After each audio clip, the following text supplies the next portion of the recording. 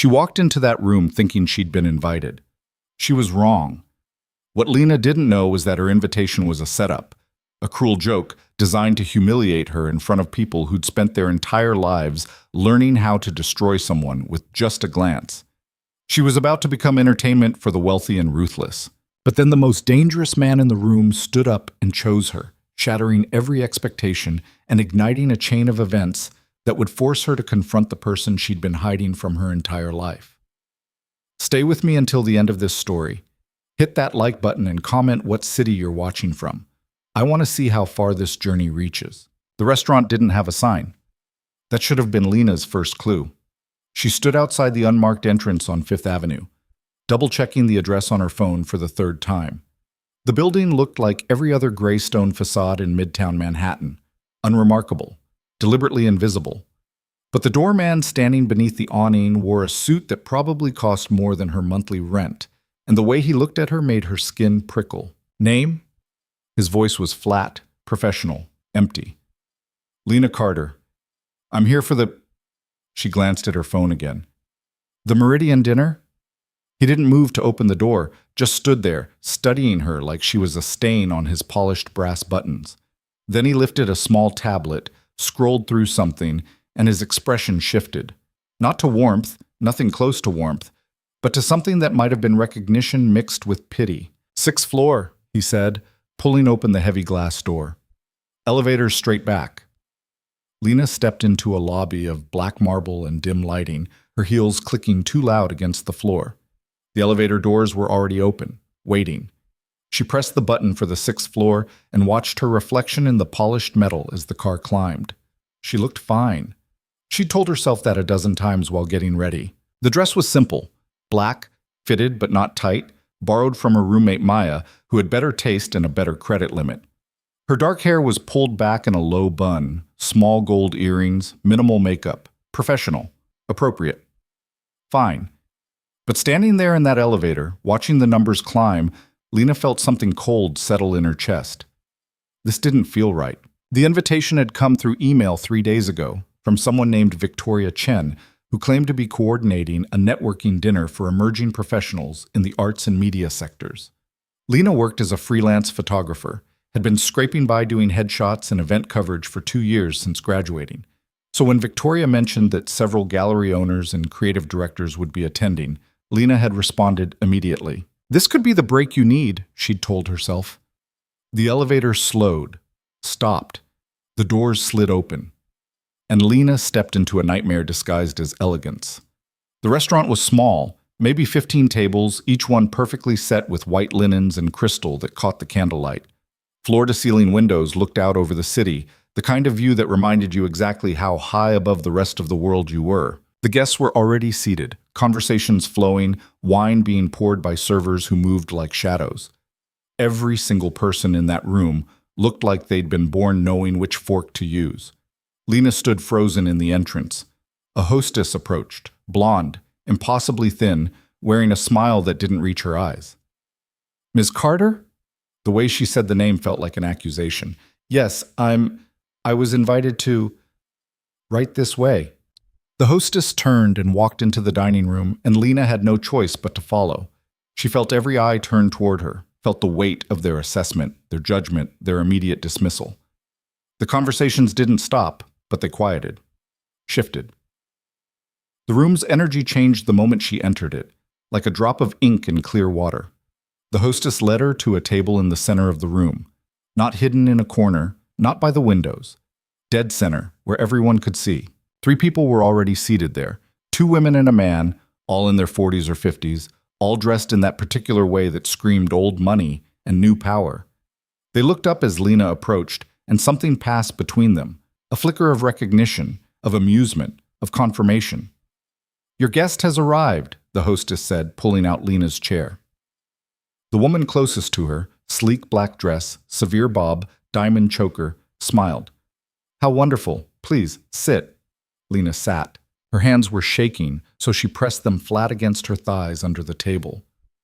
I'm Catherine, the woman said. This is James and Diane. We're so glad you could make it. Something in her tone, something in the way she said it. Thank you for having me, Lena managed. I wasn't sure exactly what to expect. The invitation was a bit mysterious, Catherine finished, still smiling. Well, we like to keep things intimate, exclusive. Diane, across the table, lifted her wine glass. She was older, gray hair styled in perfect waves, pearls at her throat. Tell us about yourself, Lena. What is it you do? I'm a photographer, freelance mostly. I do portraits, events, some editorial work when I can get it. How quaint, James said. He was lean, silver-haired, with a voice like gravel and scotch. And how's that working out for you? The question wasn't neutral. It was a test, a trap, a way of asking, are you struggling without the vulgarity of being direct? It's challenging, Lena said carefully, but I love the work. I'm sure you do. Catherine's smile widened. It must be so freeing, not being tied down to anything permanent. No real obligations. Across the room, someone laughed. Not at their table, but close enough that Lena heard it, felt it aimed at her like an arrow. She was starting to understand. This wasn't a networking dinner. She wasn't here because someone saw potential in her work. She was here because someone thought it would be funny. Someone had looked at her Instagram feed, her coffee shop portraits, her street photography, her desperate attempts to build a portfolio that mattered, and decided she would make excellent entertainment for people who'd never struggled for anything in their lives. The realization hit like cold water. Are you feeling all right? Diane asked, leaning forward with mock concern. You look a bit pale. I'm fine, Lena said. Her voice came out steady, which surprised her. Just trying to figure out why I'm really here. The table went quiet. Catherine's smile thinned. I'm sorry? This isn't a networking dinner, Lena said. She was shaking now, but not from nerves, from anger, from the slow-burning rage of finally seeing the joke and realizing she was the punchline. Someone sent me that invitation as a setup. Someone thought it would be funny to watch me walk into a room full of people like you and, what, fall apart? Embarrass myself? Catherine set down her wine glass very carefully. Darling, I think you're being paranoid. Am I? Lena looked around the table. At their faces, their expressions, the way they were all suddenly very interested in their napkins. Then why does everyone in this room look at me like I'm a mistake?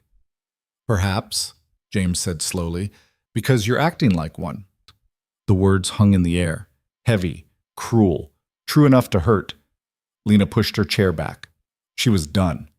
She didn't know who Victoria Chen was, didn't know which of her so-called friends had thought this would be a hilarious story to tell later, but she wasn't going to sit here and be their circus act.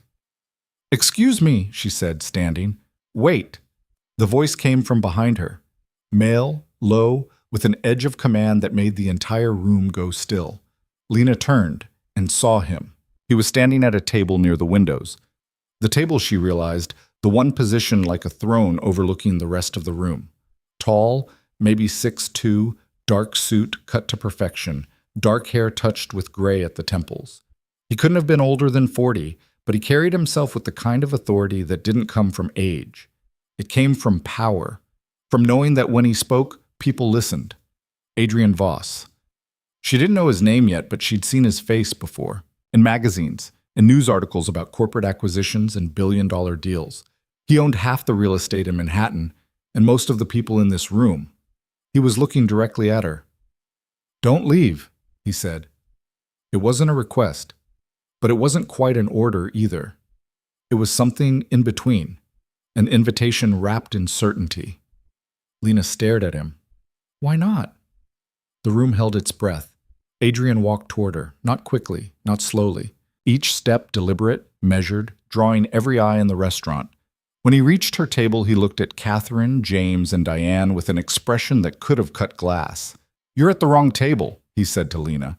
Catherine's face went white.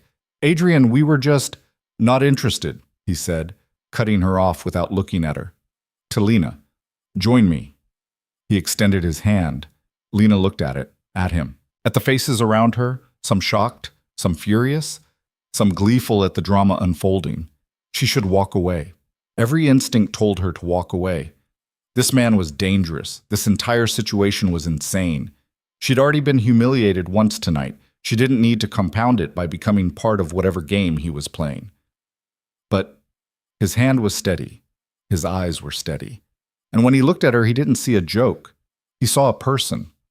Lena took his hand. The room erupted into whispers. Adrian led her across the restaurant to his table, pulled out a chair, waited for her to sit before taking his own seat across from her. A server appeared instantly with a fresh wine glass, filled it without being asked, and vanished. "You didn't have to do that," Lena said quietly. "Yes, I did. You don't even know me." "I know enough." He picked up his own glass, studied the wine like it held answers. "I know you walked into a room designed to break you and almost made it out with your dignity intact. That's more than most people in here could manage." Lena felt something crack in her chest. Not breaking, opening. "Someone set me up," she said. "Sent me a fake invitation. I thought this was a professional opportunity." It was Victoria Chen. Adrian's voice was flat, factual. "She's seated 3 tables over, trying very hard not to look at us right now. She works in my acquisitions department, and she's fired, effective immediately." Lena's head snapped up. "What? No, you can't. I don't want someone to lose their job because—" "This isn't about what you want." His eyes met hers, dark and unflinching. "It's about what's acceptable, and humiliating someone for entertainment isn't acceptable. Not in my company, not at my table, not anywhere I have influence." "Your table," Lena repeated. "So this is your event." "I host it quarterly. Investors, partners, people I'm considering working with. It's supposed to be—" He paused, seeming to choose his words carefully. "Productive. And instead you got dinner theater." A smile ghosted across his face, brief but real.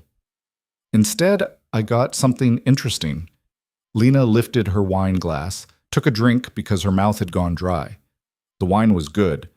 Better than anything she'd ever tasted, which probably meant it cost more than her camera equipment. "Why are you doing this?" she asked. "Doing what?" "This. Rescuing me, making a scene. You don't know me. I'm nobody." "You're not nobody." He said it simply, like it was obvious. "You're someone who walked in here alone, figured out the game, and was ready to walk out rather than play it. That takes spine. Or stupidity. Sometimes they're the same thing." Across the room, Lena could feel the stares, the whispers. Catherine's table had gone silent, 3 faces frozen in various stages of shock and rage. Victoria Chen, a petite woman with sharp features and sharper jewelry, was indeed trying not to look at them, failing miserably. "Everyone's watching us," Lena said. "Let them. This is going to cause problems for you. I've built an empire on causing problems." Adrian set down his glass. "Tell me about your work." The shift in topic threw her. "My work? You're a photographer. What do you photograph?" "People, mostly. Portraits. I like—" She hesitated. "I like trying to capture the version of someone they don't show the world. The unguarded moment, the real face under the mask." "And do you succeed?" "Sometimes. When they let me." "What happens when they don't?" Lena thought about it. "Then I get a beautiful lie. Perfect lighting, perfect pose, perfect emptiness." Adrian leaned back in his chair, studying her with an intensity that should have made her uncomfortable. It didn't. It felt like being seen, actually seen, maybe for the first time in years. "You don't belong here," he said. Her stomach dropped. "I know. I already told you I was— I don't mean the restaurant. I mean this world." He gestured vaguely at the room, the people, the careful performance of it all. "You're too honest, too real." People like Catherine and Victoria, they spend their entire lives learning how to perform, how to say one thing and mean another. You haven't learned that yet. Is that a compliment or an insult? "It's an observation." A server approached with menus. Adrian waved him away without looking. "Not hungry?" Lena asked. "I've eaten here 100 times. It's all the same." He paused. "Are you hungry?" She was starving. She'd been too nervous to eat all day. "A little. Then we'll go somewhere else." "What?" Adrian stood, buttoning his jacket. "There's a Thai place in Queens. Hole in the wall, no ambiance, plastic tables. Best food in the city. Interested?" Lena stared at him. This had to be another game, another test. Men like Adrian Voss didn't leave their own carefully curated events to get Thai food in Queens with women they'd just met. But he was holding out his hand again, waiting. "I don't understand you," Lena said. "Good. That makes two of us. His hand stayed extended. Yes or no? She should say no. She should thank him politely, go home, delete Victoria Chen's email, and forget this entire nightmare ever happened. Instead, Lena took his hand and stood. They walked out of that restaurant together, past tables full of people whose opinions had shaped industries and broken careers, past Catherine's murderous glare and Victoria's pale shock, past the hostess and the doorman, and out into the cool Manhattan night. Adrian had a car waiting. Of course he did. Sleek, black, driver already holding the door open. This is insane, Lena said as they pulled away from the curb. Probably. I don't even know you. You know I'm not going to hurt you. That's enough for now. She wanted to argue, to point out that she absolutely did not know that every true crime podcast she'd ever listened to started exactly like this. But something in her gut, some instinct she'd learned to trust through years of pointing cameras at strangers, told her he was telling the truth. The drive to Queens took 40 minutes in traffic. They didn't talk much. Adrian made a phone call in rapid Mandarin that sounded like he was either closing a deal or ending someone's career. Lena stared out the window and tried to process what had just happened. The restaurant, when they arrived, was exactly as advertised. Fluorescent lights, plastic chairs, laminated menus sticky with age. The smell of garlic and chili hit like a wall. "This is your favorite place?" Lena asked as they slid into a booth. "One of them." Adrian picked up a menu, didn't look at it. "I grew up 3 blocks from here, before the money, before any of it. This place has been here 30 years. Same owners, same recipes. Nothing's changed." A woman emerged from the kitchen, 60s, gray hair, floral apron. Her face lit up when she saw Adrian. "Ah, Adrian, too long, too long!" She rushed over, smacked his shoulder affectionately.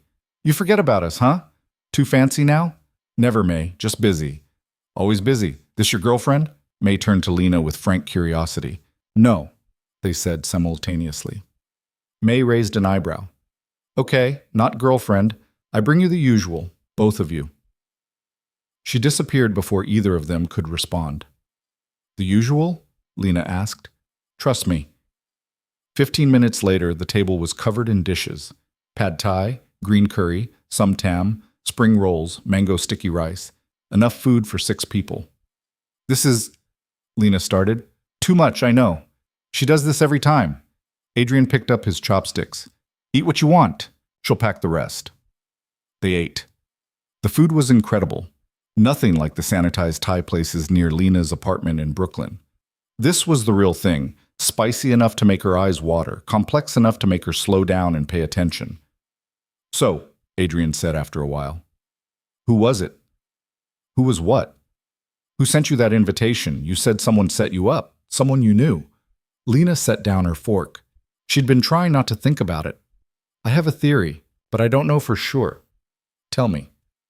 "There's this guy, Marcus. We dated for about 6 months last year. It ended badly." "How badly?" "He cheated. I found out. He said I was overreacting, that I was too insecure, too jealous, that I needed to be more sophisticated about relationships."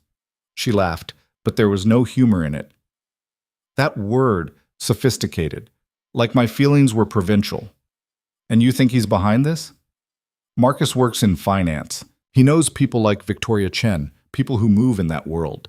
And he always said, I didn't belong, that I was out of my depth, that I'd embarrass myself if I tried to operate at his level." Lena met Adrian's eyes. "This feels like him, like proof of concept." Adrian's expression went cold.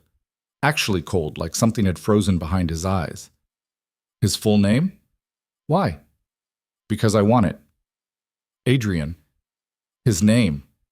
She shouldn't tell him. This was already spiraling into something strange and dangerous and completely outside her control.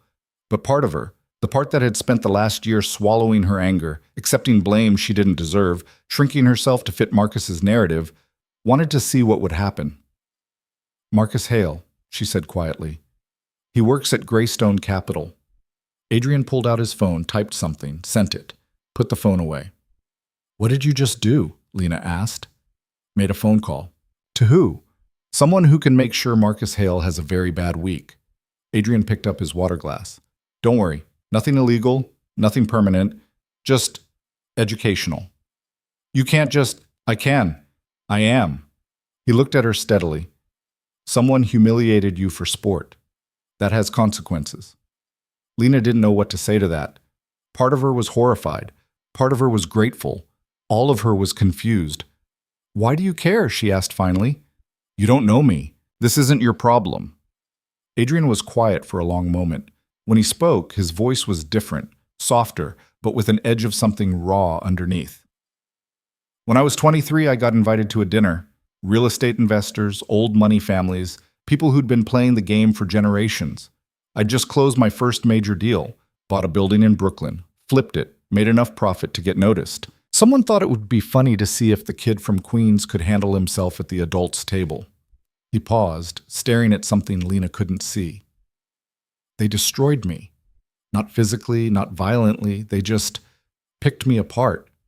My clothes, my accent, my education, every single thing that marked me as different. And I sat there and took it because I thought that's what you had to do. That if I could just survive it, I'd prove I belonged. What happened? Lena asked quietly.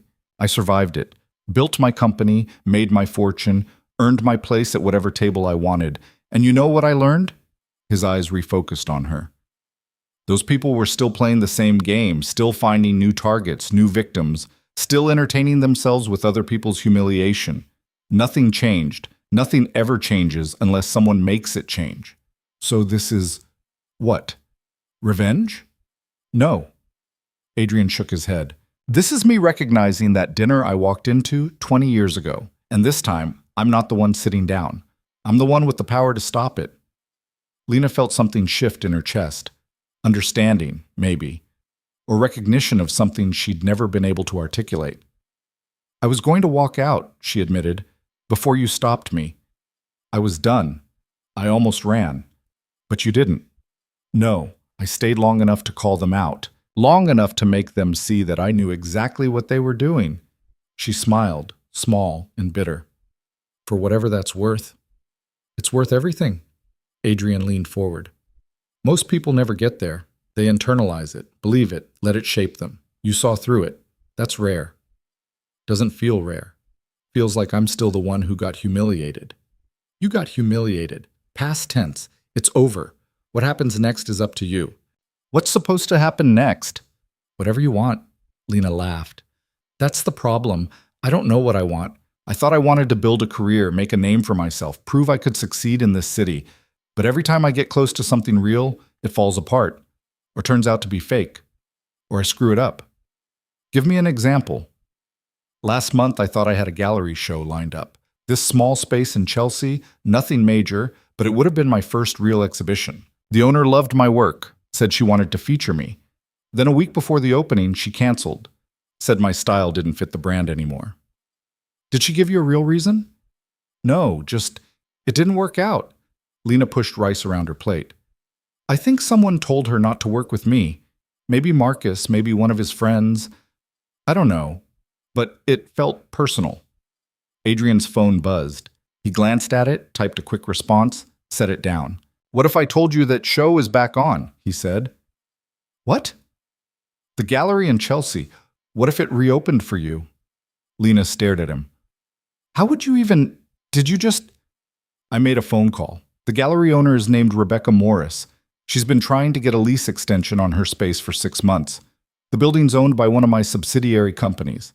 I can make that extension happen. In exchange, she gives you your show. No. Lena shook her head. No, absolutely not. Why not? Because that's not earning it. That's just using your money and power to force something to happen.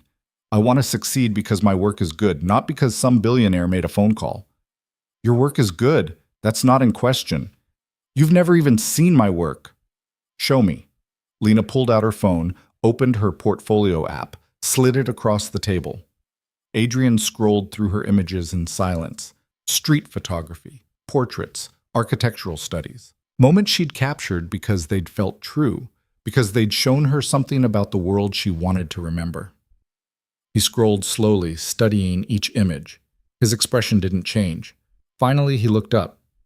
You're right. Your work is good. Better than good. You have an eye for truth. That's not common. But nothing. I'm offering you an opportunity. Not because you need rescuing, but because you deserve it, and someone took it away from you for reasons that have nothing to do with your talent. I'm simply removing the obstacle. It's still charity. It's strategy. Adrian set down her phone. I invest in things that have value. You have value. This is an investment. You don't invest in photographers. I invest in whatever I want. They sat in silence. Around them, the restaurant hummed with normal life. Families eating dinner, couples sharing pad thai, the clatter of dishes and easy laughter. It felt worlds away from that restaurant on Fifth Avenue. I need to think about it, Lena said finally. Fair enough. Adrian checked his watch. It's late. I'll have my driver take you home. I can take the subway. You could, but you won't. He was right. She was exhausted, emotionally wrung out, and the thought of navigating the subway at midnight felt impossible. They rode back to Brooklyn in comfortable silence. When the car pulled up outside Lena's building, a walk-up in Bed-Stuy that she shared with two roommates, Adrian walked her to the door. Thank you, Lena said, for dinner, for everything. You're welcome. She hesitated. Are we going to see each other again? Do you want to? I don't know, maybe. This whole night feels like a fever dream. Adrian smiled, a real smile this time, not the careful performance he'd worn at the restaurant. Get some sleep. If you decide you want that gallery show, my office will contact you. If not, then I hope you find what you're looking for. He turned to leave. Adrian? He looked back. Why did you really do this? Lena asked. The truth. He considered the question. Because 20 years ago, I sat in that restaurant and nobody stood up. And I've spent every day since then building enough power to make sure that when I see it happening again, I can do something about it. He paused. And because when I looked at you tonight, I didn't see someone who needed saving. I saw someone who was already saving herself. I just wanted to see what happened next. Then he was gone, back into the car, disappearing into the city's endless night. Lena stood on her stoop for a long time, trying to process everything that had happened. The humiliation, the rescue, the conversation, the offer. Her phone buzzed. A text from Maya. How did it go? Lena stared at the message. How did you explain a night like this? How did you put into words the feeling of being torn down and built back up in the space of 3 hours? She typed, I'll tell you everything tomorrow. It's complicated. Maya's response came immediately. Complicated good or complicated bad? Lena thought about it. About Adrian's hand extended, his refusal to let her be dismissed, his casual decimation of everyone who'd tried to make her feel small. About the Thai restaurant and his story and the way he'd looked at her work like it mattered. About the possibility that maybe, just maybe, she didn't have to accept being the joke. Complicated good, she typed. I think. She went inside, climbed 4 flights of stairs, let herself into the apartment. Maya was asleep. The other roommate, Jordan, was working a night shift.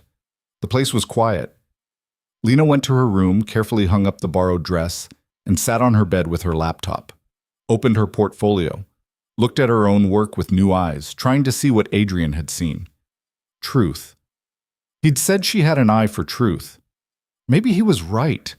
Maybe that's what she'd been chasing all along, the real moment, the unguarded face, the thing that existed underneath all the performance and pretense. Maybe that's what tonight had been. Strip away the luxury restaurant and the billion-dollar empire and the revenge plots. And what you had was 2 people who were tired of pretending, who'd recognized something real in each other. Or maybe she was romanticizing the whole thing. Maybe Adrian Voss was just a bored billionaire who'd found a new distraction. Maybe by tomorrow, he'd forget she existed. Her phone buzzed again. Unknown number. This is Adrian. I realize I never actually got your number before making dramatic pronouncements about your career. That seems backwards. If you'd like to have coffee sometime and discuss the gallery situation without the pressure of mysterious Thai restaurants, let me know. Lena read the message 3 times. Then she typed, Coffee sounds normal. I could use some normal. His response came seconds later. I should warn you that I'm not very good at normal. Neither am I, she wrote back. Maybe we'll figure it out together. Tomorrow? There's a place in Park Slope, terrible coffee, excellent people watching. What time? 10. I'll send you the address. Lena set down her phone. Her hands were shaking again, but this time it wasn't from humiliation or fear. It was from possibility, from the strange, terrifying, exhilarating feeling that maybe her life had just cracked open. That maybe walking into that nightmare of a dinner party had actually been walking into something else entirely. She didn't sleep much that night. Just lay in bed, staring at the ceiling, replaying every moment, every word, every choice. And when dawn broke over Brooklyn, turning her small room golden, Lena got up and made a decision. She wasn't going to hide anymore. Wasn't going to make herself smaller, quieter, less. Wasn't going to accept being the punchline or the cautionary tale or the girl who didn't belong.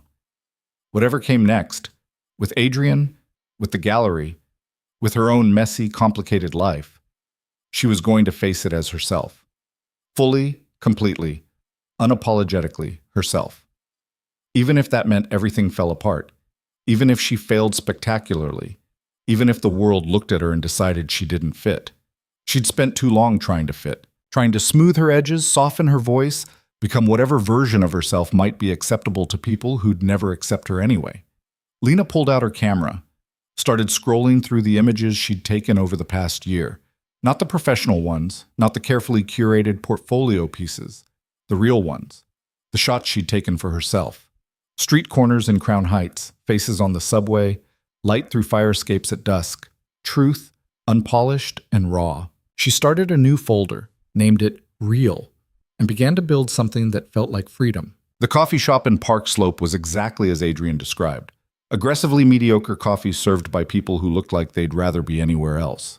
Lena arrived 10 minutes early, ordered something that claimed to be a cappuccino but tasted like burned regret, and found a table by the window where she could watch the street. Brooklyn, on a Saturday morning, was its own kind of chaos. Parents with strollers, dog walkers tangled in leashes, runners who took themselves too seriously. Normal people doing normal things, completely unaware that Lena's entire world had tilted sideways less than 12 hours ago. She'd told Maya everything over breakfast. Well, most of everything. The humiliation at the restaurant, Adrian's intervention, the Thai food in Queens, the offer of the gallery show. She'd left out the parts she couldn't quite explain. The way Adrian had looked at her work, the text messages at 2 a.m, the feeling that something had fundamentally shifted. Maya had listened with her usual intensity, nursing her coffee and occasionally interjecting with colorful commentary about what she'd like to do to Victoria Chen and Marcus Hale. Then she'd gotten quiet. "Be careful," she'd said finally. "Of what?" "Of mistaking rescue for reality. Rich men don't do things without expecting something back." "He hasn't asked for anything. Yet." Maya had fixed her with a look that Lena knew too well, the one that said, "I love you, but you're being naive." "I'm not saying he's a bad guy. I'm saying you don't really know him. And people with that kind of power, they operate on a different level. What feels like generosity to you might be Tuesday afternoon to him." Lena had wanted to argue, but Maya wasn't wrong. She didn't know Adrian Voss, didn't know what he really wanted, what this was really about, whether his interest would last beyond the novelty of the situation. The door chimed. Lena looked up. Adrian walked in wearing jeans and a gray sweater, looking somehow more intimidating in casual clothes than he had in the tailored suit. He spotted her, raised a hand in acknowledgement, ordered coffee without looking at the menu. When he sat down across from her, Lena noticed the details she'd missed last night. The scar above his left eyebrow. The slight crook in his nose like it had been broken once and not set quite right. The calluses on his hands that didn't match the rest of his carefully constructed image. "You look like you didn't sleep," he said. "Neither did you." "I never sleep much." He took a sip of coffee, grimaced. "You weren't kidding about the coffee. I tried to warn you." "No, you said it was terrible. I thought you were being polite. This is genuinely terrible." Despite everything, Lena smiled. There was something disarming about watching a billionaire complain about $3 coffee. "So," Adrian said, setting down the cup like it had personally offended him, "have you thought about the gallery?" "I've thought about nothing else." "And?" Lena took a breath. "I need to understand what you're really offering because Maya thinks..." "Maya's your roommate?" "Yeah. She thinks you're expecting something in return, that this is transactional." "It is transactional." Adrian didn't flinch from the directness. I facilitate the gallery show. You create the work. Rebecca Morris gets her lease extension and a talented artist. Everyone benefits. But what do you get? The satisfaction of watching someone talented get an opportunity they deserve. And potentially, if your show does well, a professional relationship with an artist whose work I respect. He paused. Is that answer supposed to make you feel better or worse? I don't know yet. Fair enough. He leaned back, studying her. What would make you feel better? Honestly, if you told me this was some elaborate scheme to get me into bed, I'd understand that. I could navigate that. But this, she gestured vaguely between them. I don't know what this is. Neither do I. The admission surprised her. You don't? No, I don't make a habit of leaving my own events to get Thai food with strangers. I don't typically involve myself in other people's personal vendettas, and I definitely don't sit in terrible coffee shops on Saturday mornings. He met her eyes. But here we are. Why? I told you last night. When I looked at you, I saw someone worth paying attention to. That's not an answer. That's a deflection. Adrian's mouth quirked. You're direct. I like that. Stop deflecting. He was quiet for a moment, his finger tracing the rim of his coffee cup. When he spoke, his voice was lower, more careful. When you build something from nothing, when you claw your way up from a neighborhood where success means getting out alive, you learn to recognize potential, not just in investments or properties or business deals, in people. You learn to spot the ones who have something real underneath all the noise. He looked at her. I saw that in you, someone who refuses to perform, even when performance would make everything easier. That's rare enough that when I see it, I pay attention. And what happens when you pay attention? Usually, I invest. Sometimes I'm right, sometimes I'm wrong, but I've built my entire life on trusting my instincts about what has value. I'm not an investment. No, you're a person, which is exactly why this conversation is difficult. He ran a hand through his hair, and for the first time, he looked uncertain. I'm good at business. I understand transactions, negotiations, risk assessment. I'm less good at... He gestured between them. Whatever this is. Do you want to know what I think this is? Lena asked. Tell me. I think you saw someone in trouble and decided to fix it because you could. I think you're used to solving problems with money and power, and this looked like a problem you could solve. And now you're realizing that I'm not actually a problem to be solved. I'm a person with my own agency and complications, and you're not sure what to do with that. Adrian stared at her. Then he laughed, a real laugh, surprised and genuine. You're absolutely right, he said. That's exactly what happened. So what do we do now? I have no idea. He picked up his terrible coffee, took another sip, set it back down. What do you want to do? Lena thought about it, about the gallery show, about her work, about the possibility of being seen, really seen. Not as a joke or a project or a story someone told at dinner parties, but as an artist who had something to say. I want the gallery show, she said, but I want it on my terms. Which are? No interference. You make the introduction, you get Rebecca Morris her lease extension, and then you step back. The work is mine. The success or failure is mine. You don't get to swoop in and fix it if things go wrong. Agreed. And this? She gestured between them again. Whatever this is, it stays separate. The gallery show doesn't come with strings attached. It doesn't. You say that now, but what happens in a month when the novelty wears off and you realize, I'm just a struggling photographer from Brooklyn who can't navigate your world? What happens when I embarrass you at some event or say the wrong thing to the wrong person? Adrian's expression went hard. I don't embarrass easily, and I don't care what anyone thinks about who I choose to spend my time with. Everyone cares what people think. Not me, not anymore. He leaned forward. I spent 20 years proving myself to people who never thought I belonged. I made my fortune, earned my place, bought half the city. And you know what I learned? Those people still don't think I belong. They take my money and attend my events and smile to my face, but I'll always be the kid from Queens who got lucky, so I stopped trying to convince them. But you still host those dinners, you still play the game. Because the game has utility. Because I need those connections to operate. But that doesn't mean I care about their opinions. There's a difference between participation and subscription. Lena absorbed that. So you're saying if I take this opportunity, you won't hold it against me when I inevitably screw something up? I'm saying I don't expect you to be anything other than who you are, which is more than most people in my life can say. Her phone buzzed. She ignored it. There's something else, Lena said. Something I need to tell you before this goes any further. Okay. I'm a mess, like genuinely. I'm broke most of the time. I've got student loans I'll be paying off until I'm 50. My last 3 relationships ended badly. 2 of them were my fault. I have anxiety that sometimes makes it hard to leave my apartment. I'm not some polished success story waiting to happen. I'm just, she struggled for words, trying to figure out how to exist in a world that wasn't built for people like me. Adrian listened without interrupting. When she finished, he was quiet for a moment. My father was a construction worker, he said finally. Died when I was 16. Heart attack on a job site in Queens. My mother cleaned houses until her knees gave out. I put myself through community college working 3 jobs. My first office was a storage closet in a building I couldn't afford to buy. I built my company on loans I wasn't sure I could repay and deals that should have destroyed me. He met her eyes. I know what it's like to operate without a safety net. I know what it's like to be one mistake away from losing everything. So when you tell me you're a mess, I believe you. I also don't care. Why not? Because everyone's a mess.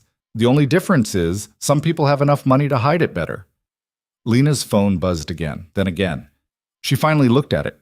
3 missed calls from a number she didn't recognize. 2 text messages. The first message was from Marcus. We need to talk. The second was from a number she didn't know. This is Rebecca Morris from the Morris Gallery in Chelsea. I received a very interesting call this morning about featuring your work. Can we meet on Monday to discuss? Lena's hands went cold. He actually did it. Who did what? Adrian asked. She showed him Rebecca's message. You really called her? I said I would. I didn't think you'd do it this fast. Why wait? Lena stared at the message. This was real. This was actually happening. A gallery show. Her work on walls seen by people who mattered. Then she looked at Marcus's message. We need to talk. What does he want? Adrian asked, reading her expression. I don't know, but I can guess. She showed him Marcus's text. Don't respond. I wasn't planning to. Good. Adrian's jaw tightened. He doesn't get to humiliate you and then demand your attention. What did you do to him? Nothing permanent. Let's just say his firm received some information about conflicts of interest in his portfolio management. He'll spend the next few weeks in very uncomfortable meetings with compliance officers. Is the information true? Does it matter? Yes. Adrian sighed. It's true. I wouldn't fabricate evidence, but I also wouldn't have gone looking for it if he hadn't used his connections to hurt you. Lena should have been horrified. Should have told him to back off, to stop interfering, to let her fight her own battles. But the part of her that had spent a year being told she was overreacting, that she was the problem, that she needed to be more sophisticated, that part felt something dangerously close to satisfaction. He cheated on me 3 times, she said quietly, that I know of. Maybe more. And every time I found out, he made it my fault, said I was too needy, too insecure, too dramatic, that if I were more confident, more self-sufficient, he wouldn't need to look elsewhere. He's an idiot. He's a successful finance guy with a nice apartment and important friends. He's still an idiot? Adrian's voice was flat, certain. Success doesn't equal intelligence. Money doesn't equal worth. He's a mediocre man who made you feel small because it made him feel big. That's not sophistication. That's cruelty. Lena felt something crack in her chest. Not breaking. Opening wider. Why do you care so much? She asked. About what happened to me, about Marcus, about any of this. Adrian was quiet for a long time. Outside, a group of teenagers walked past, laughing about something on someone's phone. A woman struggled with a stroller and too many grocery bags. Life continued, oblivious. Because I spent 20 years watching people like Marcus and Catherine and Victoria operate, Adrian said finally. Watching them build themselves up by tearing others down. Watching them win, over and over, because the system's designed to protect them. And I got tired of it. He looked at her. I have power now. Real power. The kind that can actually change things. And if I don't use it to make their lives harder and your life easier, Then what's the point of having it? That sounds like revenge. Maybe it is. Maybe that's okay. Lena's phone rang. Marcus again. She declined the call. He's not going to stop, Adrian said. Men like him don't handle rejection well, especially when there are consequences. What do you think he'll do? Try to gaslight you into thinking you overreacted. Try to make you feel guilty for his problems. Probably try to convince you that I'm dangerous and you should stay away from me. Are you dangerous? Yes. The honesty of it stopped her. To me? No. But I could be. That's the point. I have enough money and influence to ruin lives. I choose not to use it that way with people I care about. But I could. That makes me dangerous. And you're telling me this because you should know what you're getting into. If we're going to be, he paused, searching for the word, whatever we're going to be, you should know who I am, what I'm capable of. Are you trying to scare me away? I'm trying to be honest. Lena studied him, the scar above his eyebrow, the crooked nose, the hands that had built an empire from nothing, the eyes that had seen her completely and decided she was worth defending. I'm not scared of you, she said. Maybe you should be. Maybe. But I'm not. Her phone buzzed with a voicemail notification. Marcus had left a message. Against her better judgment, she played it on speaker. Marcus's voice filled the space between them, smooth and controlled even through obvious anger. Lena, I don't know what you think you're doing, but this needs to stop. I just spent 3 hours in a meeting with our compliance department answering questions about my client relationships. Someone's been digging through my files, and I know it's connected to you. Whatever game you're playing, whatever wealthy boyfriend you found to fight your battles, it ends now. You're embarrassing yourself. Call me back. We need to fix this before it gets worse. The message ended. Lena stared at her phone. He thinks I'm behind it. Let him think that. He called you my wealthy boyfriend. Inaccurate on both counts. Adrian's expression was unreadable, but telling. What do you mean? He's trying to diminish what's happening to him by making it about you, making it about some woman scorned who found a sugar daddy to do her dirty work. It lets him avoid confronting the actual problem, that he's genuinely in trouble for things he actually did. Should I respond? Do you want to? Lena thought about it, about all the times she'd responded to Marcus's calls, his texts, his demands for her attention. All the times she'd tried to explain herself, justify her feelings, make him understand how he'd hurt her. All the times she'd shrunk herself to fit his narrative. No, she said, I don't want to respond. Then don't. She blocked his number. It felt like closing a door. Good, Adrian said. He checked his watch. I have a meeting in an hour, but before I go, tell me about your work. What are you planning for the gallery show? The shift in topic caught her off guard. I don't know yet. Rebecca and I haven't even talked. But you must have ideas. You're an artist. You're always thinking about the next piece. He was right. She was always thinking about it. Even when she couldn't afford to shoot, even when she was working event photography gigs to pay rent, part of her brain was always composing shots, seeing light, finding moments worth capturing. There's this series I've been working on, Lena said slowly. Nothing formal, just images I take for myself. People in transit, subway platforms, bus stops, airports, moments when people think no one's watching them. Show me. She pulled out her phone, opened the folder she'd created last night, started scrolling through images. A woman crying on the F train platform. A businessman asleep against a bus window. 2 teenagers holding hands in the airport saying goodbye. A homeless man feeding pigeons his breakfast. Adrian looked at each image carefully, taking his time. His expression didn't change, but something in his posture shifted, softened. These are extraordinary, he said finally. They're just, don't diminish them. They're extraordinary. He looked up at her. This is what you should show. This series. It's not finished. I'd need at least 20 more images to fill a gallery wall. So finish it. That takes time and money. Film costs money. Processing costs money. How much money? I don't know.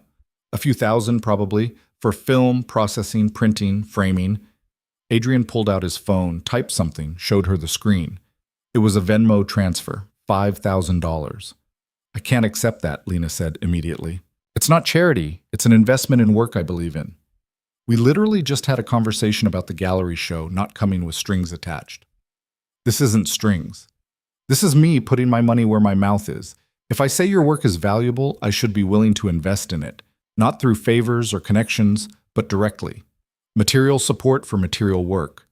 And if the show fails, if no one buys anything, then I'll have $5,000 worth of photographs that I like. That's not a loss. Lena stared at the screen.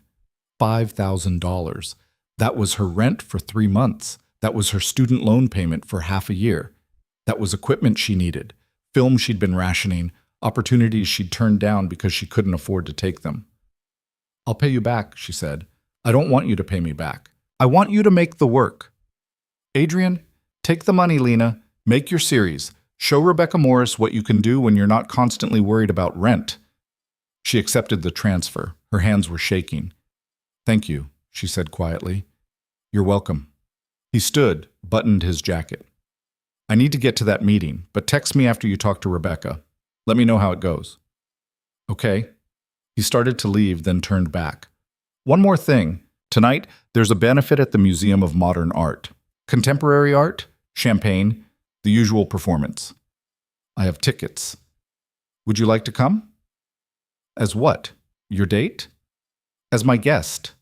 No pressure, no expectations, just an opportunity to see some art and meet some people who might be useful to know.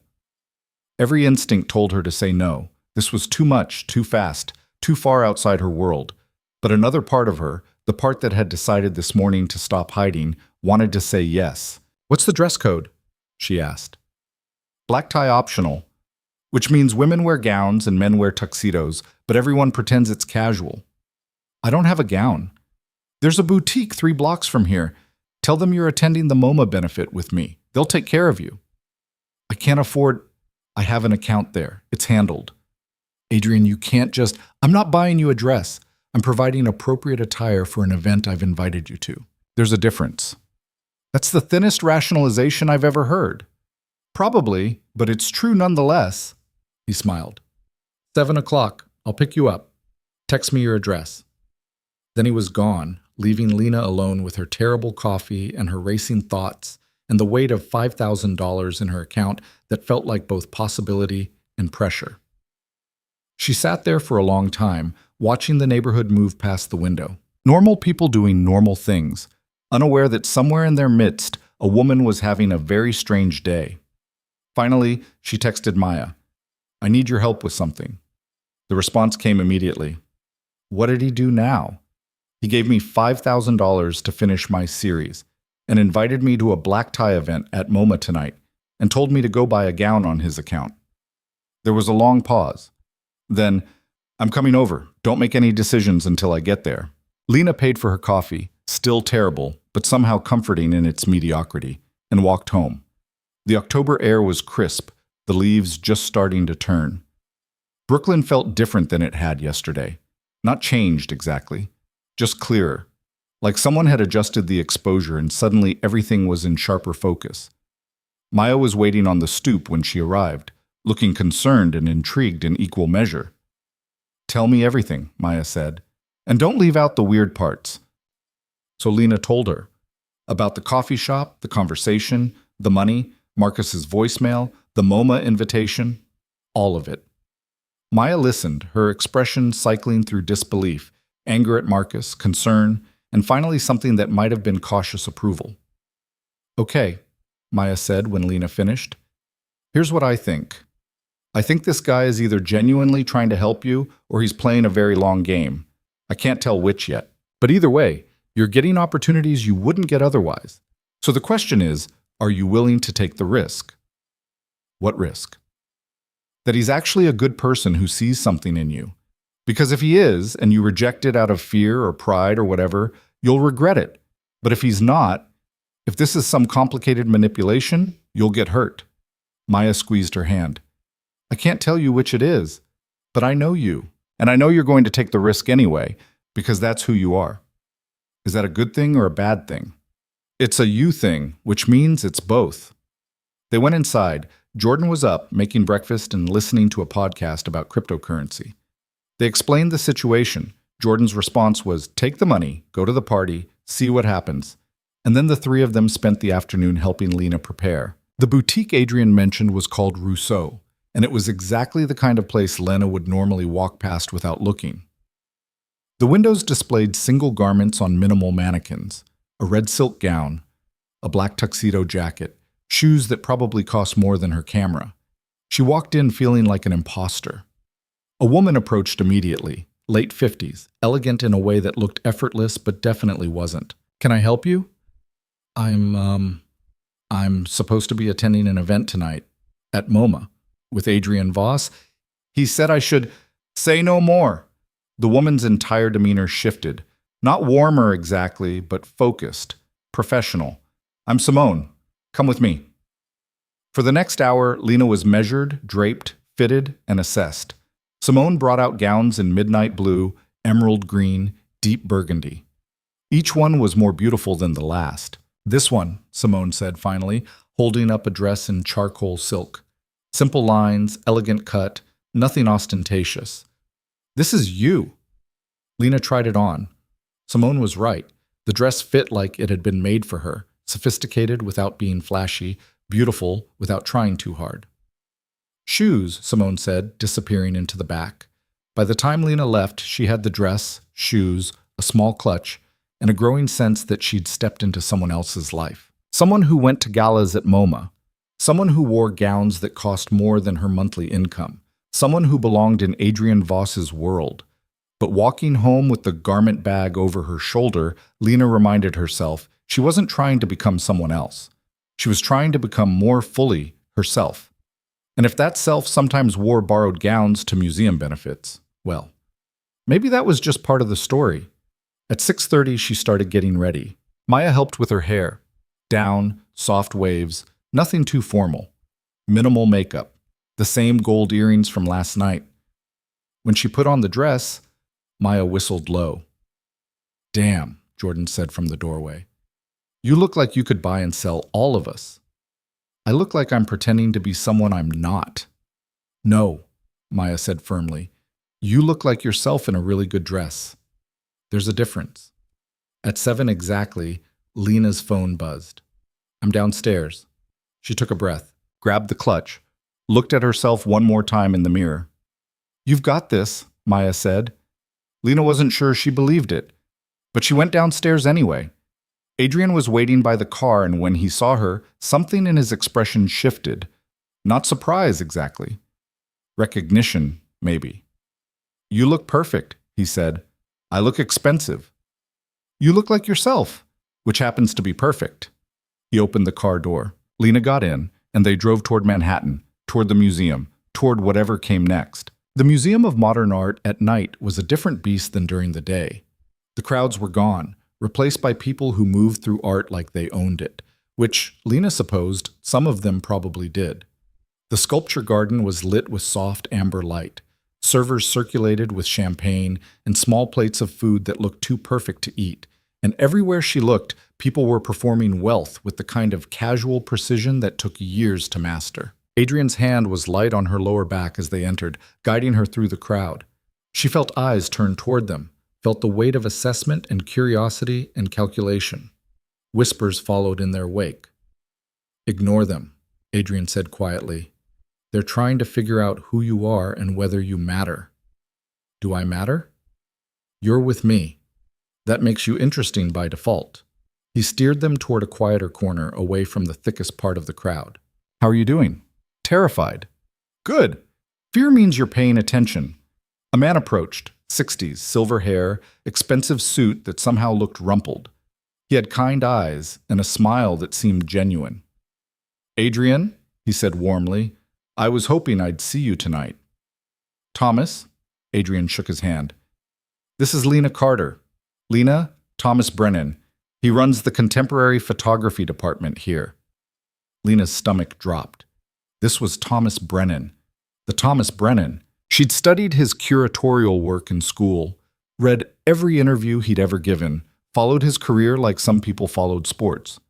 It's an honor, she managed. Adrian tells me you're a photographer, Thomas said. Lena shot Adrian a look. You've been talking about me. I mentioned you might have work worth seeing, Adrian said. Thomas has been looking for fresh voices for an upcoming group show. That's not... You can't just...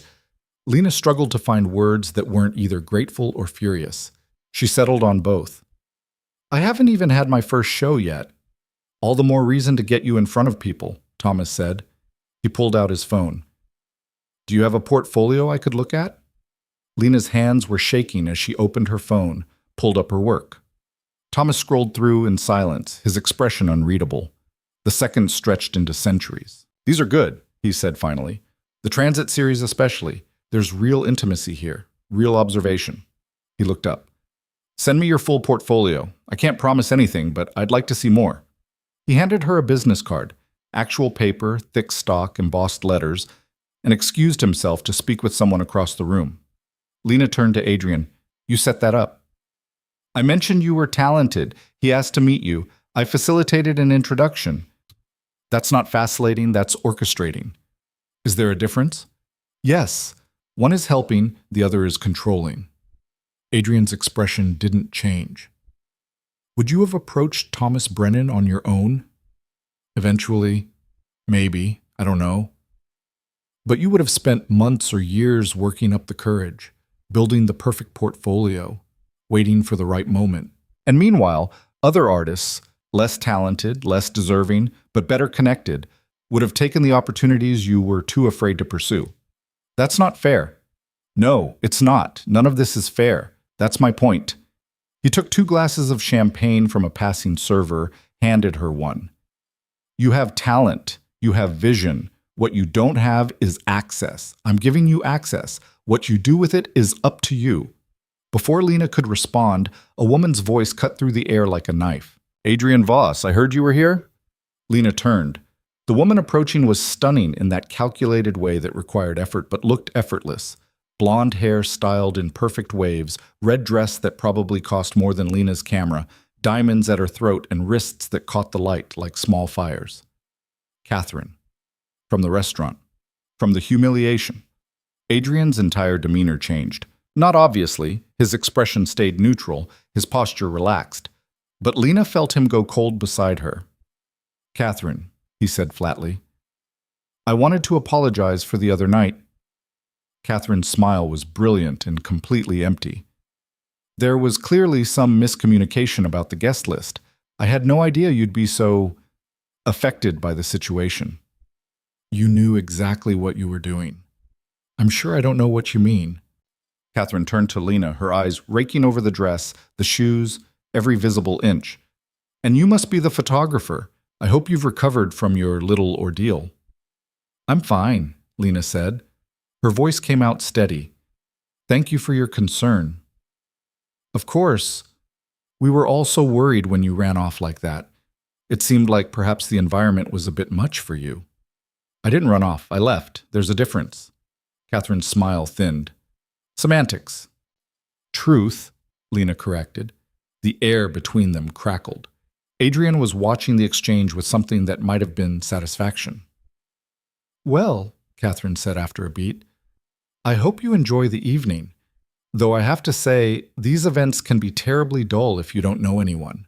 So much insider talk, so many references to people and places and things you'd have no context for. She touched Lena's arm lightly, condescension dripping from every word. Don't worry if you feel lost. It's perfectly natural. Actually, Adrian said, his voice cutting through Catherine's performance, Lena just spent 20 minutes discussing contemporary photography with Thomas Brennan, so I think she'll manage. Catherine's face went still. Thomas Brennan. He's very interested in her work, asked to see her full portfolio, mentioned a group show. The color drained from Catherine's face. She opened her mouth, closed it, opened it again. How wonderful, she managed finally. I'm sure that will be educational for you. She walked away without another word, her heels clicking sharp against the floor. Lena let out a breath she didn't know she'd been holding. Did you have to do that? Do what? Throw the Thomas Brennan thing in her face. She was trying to make you feel small. I was reminding her that you're not. By using your connections and your power to what? Give you the recognition you deserve? Make it harder for people like her to dismiss you? Adrian set down his champagne. I'm not going to apologize for defending you. I didn't ask you to defend me. You didn't have to ask. They stood in tense silence. Around them, the party continued, laughter and conversation and the soft clink of glasses. Normal people at a normal event, completely unaware of the small war being waged in their midst. I need some air, Lena said. She walked out to the sculpture garden before Adrian could respond. The October night was cool, almost cold, but it felt good against her heated skin. She found a bench near a Calder Mobile, watched it turn slowly in the breeze. Footsteps behind her. She didn't turn around. I'm not angry at you, she said. I'm angry at the situation, at the fact that I need you to defend me, at the fact that without your name and your money and your influence, none of this matters. My work doesn't matter, my talent doesn't matter. I'm just another struggling artist in a city full of struggling artists, and the only reason anyone's paying attention is because you decided I was worth paying attention to. Adrian sat down beside her, not too close, leaving space between them. You're right, he said. That surprised her. I am? Yes. The system is rigged. Talent matters less than connections. Access matters more than skill. People like Catherine and her friends control the gates, and they only open them for people who look like them, sound like them, come from the same world they do. He paused. But you're wrong about one thing. What? Your work does matter. Your talent does matter. I didn't create that. I just recognized it. What I'm giving you isn't legitimacy. You already have that. I'm giving you visibility. There's a difference. Is there? Because from where I'm sitting, it looks the same. It's not. Adrian turned to face her. If your work was mediocre, if you had nothing to say, if you were just another competent photographer with decent technical skills and no vision, my connections wouldn't matter. Thomas Brennan wouldn't have asked for your portfolio. Rebecca Morris wouldn't be interested in showing your work. They're not doing me favors. They're recognizing talent that would have found them eventually anyway. I'm just accelerating the timeline. You can't know that. Yes, I can. I've spent 20 years watching mediocre people fail upward because of connections. I know what it looks like when someone's being carried by their network. That's not what this is. You're not being carried. You're being seen. Lena wanted to believe him, wanted to accept that maybe this wasn't charity or manipulation or some elaborate game she didn't understand. But accepting that meant accepting her own worth, and that felt more dangerous than anything else. What if I fail? She asked quietly. What if I get the gallery show and the group show at MoMA and none of it works? What if my work isn't actually good enough? Then you'll fail, and you'll learn from it, and you'll make better work. Adrian's voice was matter-of-fact, not unkind. But you won't fail because you're not talented enough. If you fail, it'll be because you talked yourself out of believing you deserve success. That's a lot of pressure. Yes, it is. He stood, offered his hand. Want to go back inside? Or would you rather leave? Lena looked at his hand, at the party visible through the windows, all those people performing their lives for each other. At the sculpture garden, quiet and still in the night. Let's go back in, she said. I'm not done yet. They walked back inside together. The party had shifted, conversations flowing into different configurations. Lena spotted Catherine across the room, deep in discussion with a man in a tuxedo. She looked up as Lena entered, and their eyes met. Lena didn't look away, didn't shrink, just held Catherine's gaze until the other woman looked away first. Small victory, but still a victory. The rest of the evening passed in a blur of introductions and conversations and champagne that went to her head faster than it should have. Adrian introduced her to gallery owners, curators, collectors. Each time he positioned her not as his guest, not as his project, but as an artist worth knowing. And slowly, carefully, Lena started to believe it. A woman in her 70s with sharp eyes and a sharper wit spent 20 minutes grilling Lena about her influences, her process, her vision. A young curator asked for her Instagram handle. A collector mentioned he'd be interested in seeing her transit series when it was complete. By the time they left, Lena's head was spinning with possibility and terror in equal measure. In the car, Adrian was quiet, checking his phone, responding to messages, giving her space to process. Thank you, Lena said finally. For what? For tonight. For the introductions. For... She gestured vaguely.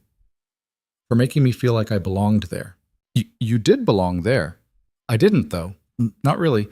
Everyone else had credentials, history, established careers. I'm just... Stop. Adrian's voice was sharp. Stop diminishing yourself. You belong there because you're talented, because your work deserves to be seen, not because I brought you, because you earned the right to be there through years of work that no one was paying attention to. He looked at her. I didn't make you belong. I just made sure people noticed you already did. Lena felt something shift in her chest. Not quite belief, not yet, but maybe the beginning of it. Can I ask you something? She said.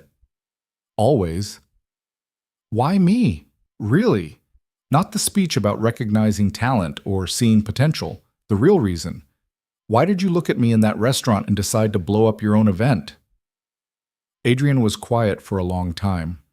The car moved through Manhattan, traffic lights painting streaks of red and green across the windows. Because when I looked at you, he said finally, I saw someone who was about to leave. Someone who'd figured out the game and decided not to play it. And I've spent 20 years watching people play that game, watching them compromise and perform and slowly become the thing they pretended to be. I've become that thing. He met her eyes. When I saw you were about to walk out, I thought, here's someone who still has the courage to leave. Someone who hasn't been broken yet. And I wanted to see what would happen if someone like that had the resources to stay. You make it sound like an experiment. Maybe it is. Maybe we're both the experiment. He smiled, but there was something sad in it. I've spent so long operating in that world that I'm not sure I remember what it's like to exist outside of it, to make choices based on what's real instead of what's strategic, to be with someone because they see me, not because they want something from me. I don't want anything from you. I know, that's the point. The car pulled up outside Lena's building.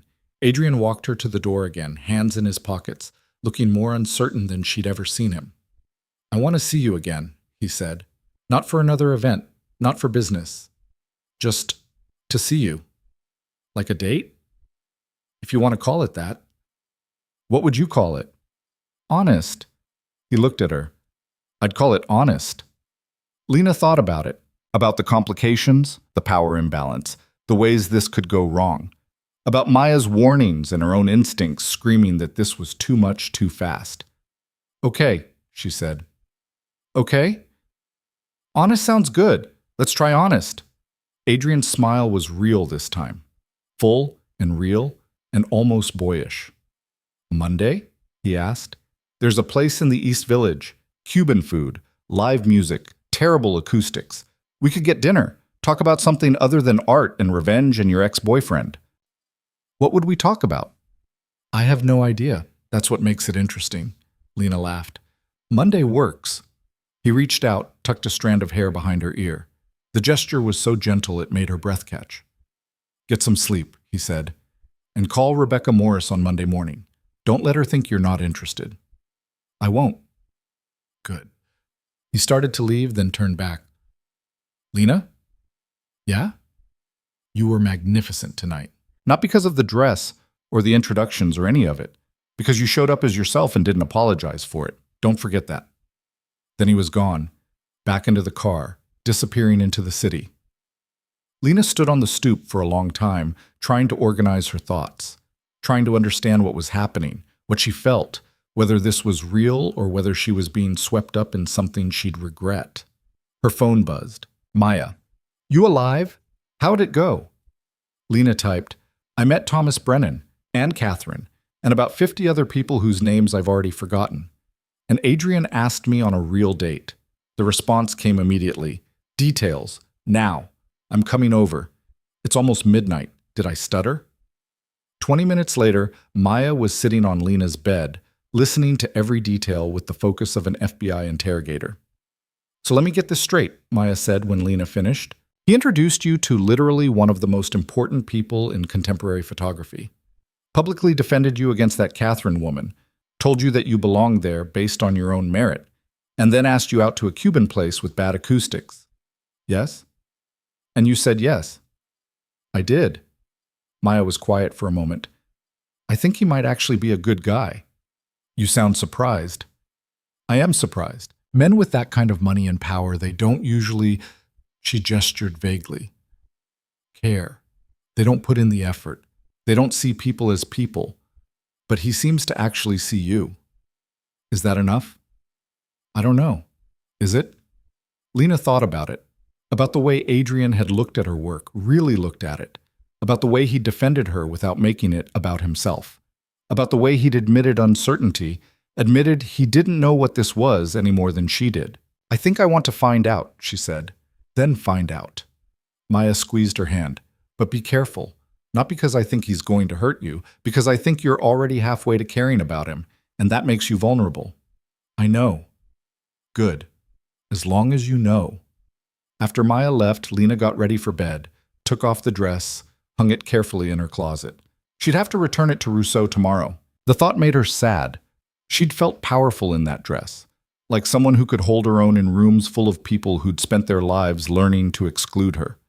But the dress wasn't what had made her powerful. She'd done that herself. She pulled out her phone, looked at Thomas Brennan's business card, Rebecca Morris's message about the gallery show. Thought about the transit series, the images she needed to complete it, the $5,000 sitting in her account waiting to be transformed into art. She opened her calendar, blocked out time for shooting, made a list of locations, Penn Station, Grand Central, the subway platforms she'd been documenting for years, made notes about light, about timing, about the moment she wanted to capture. This was real. This was actually happening, and it terrified her. On Monday morning, Leanna called Rebecca Morris. They set up a meeting for Tuesday afternoon. Rebecca wanted to see the full transit series, wanted to discuss installation, wanted to talk about timing and promotion and all the practical details that Lena had never had to think about before. I should mention, Rebecca said near the end of the call, that Adrian Voss spoke very highly of your work, but I don't show artists as favors. If your work wasn't genuinely interesting, this conversation wouldn't be happening. I appreciate that, Lena said, and I appreciate your honesty. Good, because I'm going to be honest about the work too. If it's not ready, if it's not cohesive, I'll tell you. This is my gallery's reputation on the line, not just yours. Understood. After she hung up, Lena sat with her coffee and her racing heart and the realization that she had about 6 weeks to complete a series she'd been casually working on for 2 years. 6 weeks to transform scattered images into a cohesive vision. 6 weeks to prove that Adrian's faith in her wasn't misplaced. She spent the rest of Monday shooting. Penn Station at rush hour, capturing the exhaustion and determination in commuter faces. The subway platform at West 4th Street, where musicians played for indifferent crowds. The bus terminal in the afternoon, where goodbyes happened against a backdrop of diesel fumes and departure announcements. By evening, she had 50 new images. Maybe 5 were worth keeping. She went home, processed the film, reviewed the contact sheets, made notes about what worked and what didn't, started planning the next shoot. At 7, Adrian texted, "Still on for tonight?" She'd completely forgotten about their date, about everything except the work. "Yes." "Sorry. Got caught up shooting." "Good. That's exactly where you should be. See you at 8. She showered, changed into jeans and a sweater, took the subway to the East Village. The restaurant was called Havana Social, and it was exactly as advertised. Loud, crowded, filled with the smell of garlic and plantains and the sound of live salsa that made conversation nearly impossible. Adrian was already there, at a small table in the back, looking utterly out of place and completely comfortable about it. "You look tired," he said when she sat down. I've been shooting all day, processing, planning the next round." "How's it going?" "Slowly. I have 6 weeks to finish this series, and I'm not even halfway there." "You'll finish it. You sound very confident." "I am confident. In you, if not in myself." The waiter came, took their order. Around them, the restaurant pulsed with life and music and the kind of genuine joy that couldn't be performed. "Tell me about your day," Lena said. "And don't tell me about work. Tell me about something real." Adrian thought about it. "I had lunch with my mother." I didn't know you still did that." "Every Monday. She lives in the same apartment in Queens where I grew up. Refuses to move. Refuses to let me buy her a house. Refuses to accept that I can afford to make her life easier." Sounds stubborn. "Incredibly. She says she doesn't want charity from her own son." He smiled. "So instead, I take her to lunch every Monday and pretend I'm not paying for renovations to her building through a shell company she doesn't know I own. Lena laughed. That's sneaky. That's survival. If I tried to help her directly, she'd lecture me for an hour about pride and self-sufficiency. She sounds like someone I'd like. She'd like you too. She has a thing about people who work hard and don't complain. The food came. Rice and beans and roasted pork that fell apart at the touch of a fork. They ate and talked about nothing important. His mother's opinions on gentrification, Lena's roommate Jordan's terrible taste in romantic partners, the best coffee in Brooklyn, whether the Yankees or the Mets were the correct choice for a Queens kid who'd made good. It was easy. Surprisingly easy. Can I ask you something? Lena said. Always. When you were building your company, when you were struggling, did you ever feel like a fraud? Like you were pretending to be someone you weren't? Adrian set down his fork. Every single day. For years. I'd walk into meetings with investors and developers and people who'd inherited their wealth, and I'd feel like they could smell Queens on me. Like they knew I didn't belong. What changed? I stopped caring whether I belonged, started caring whether I succeeded. There's a difference. He met her eyes. Belonging is about fitting in. Success is about standing out. I couldn't do both, so I chose success. Do you ever regret it? Choosing success? No, but I regret some of what I had to become to achieve it. Like what? Harder, less trusting, more strategic. I learned to see people as assets or liabilities instead of just people. I learned to calculate relationships instead of just having them. He paused. That's why you're terrifying. I'm terrifying? Yes. Because I don't know how to calculate, Kui. I don't know how to put you in a category or assign you a value. You're just, he struggled for the word, real. And I don't know what to do with real anymore. Lena reached across the table, took his hand. You could try being real back. His fingers tightened around hers. I'm not sure I remember how. Then we'll figure it out together. They sat like that for a moment, hands linked across the table, the restaurant roaring around them with life and music and the beautiful chaos of people being themselves. Someone bumped their table, apologizing profusely. The moment broke. They pulled their hands back, returned to their food, but something had shifted. Some invisible wall had come down. After dinner, they walked through the East Village, past dive bars and vintage shops, and the remnants of a neighborhood that used to be dangerous and was now just expensive. The night was cold, the kind of cold that promised winter wasn't far off. I should get home, Lena said finally. Early shoot tomorrow. Where? Grand Central. 6 a.m. before the crowds. That's ambitious. That's necessary. I only have 6 weeks. Adrian flagged a cab, held the door open for her. Thank you for tonight, Lena said. For normal, for honest, for all of it. Thank you for giving me a reason to remember what those words mean. She kissed him, quick, impulsive, before she could think about all the reasons it was a bad idea. He kissed her back, gentle but certain, like he'd been thinking about it too. When they broke apart, Lena was breathless. Was that honest enough? She asked. It's a start. She got in the cab, watched him through the window as they pulled away. He stood on the curb until she was out of sight, hands in his pockets, looking more alone than anyone should look in a city of 8 million people. Lena touched her fingers to her lips, still feeling the kiss, still trying to understand what she was doing, what they were doing, whether this was the smartest decision she'd ever made or the stupidest. Her phone buzzed. Adrian. 6 a.m. at Grand Central is early even for workaholics. Want company? She stared at the message, typed, You don't have to do that. I know, but I want to. I've never seen you work. It's boring. A lot of waiting for the right light and the right moment. Then I'll wait with you. Lena hesitated. This felt significant somehow, letting him into her process, into the vulnerable, uncertain space where art happened. But maybe that was the point.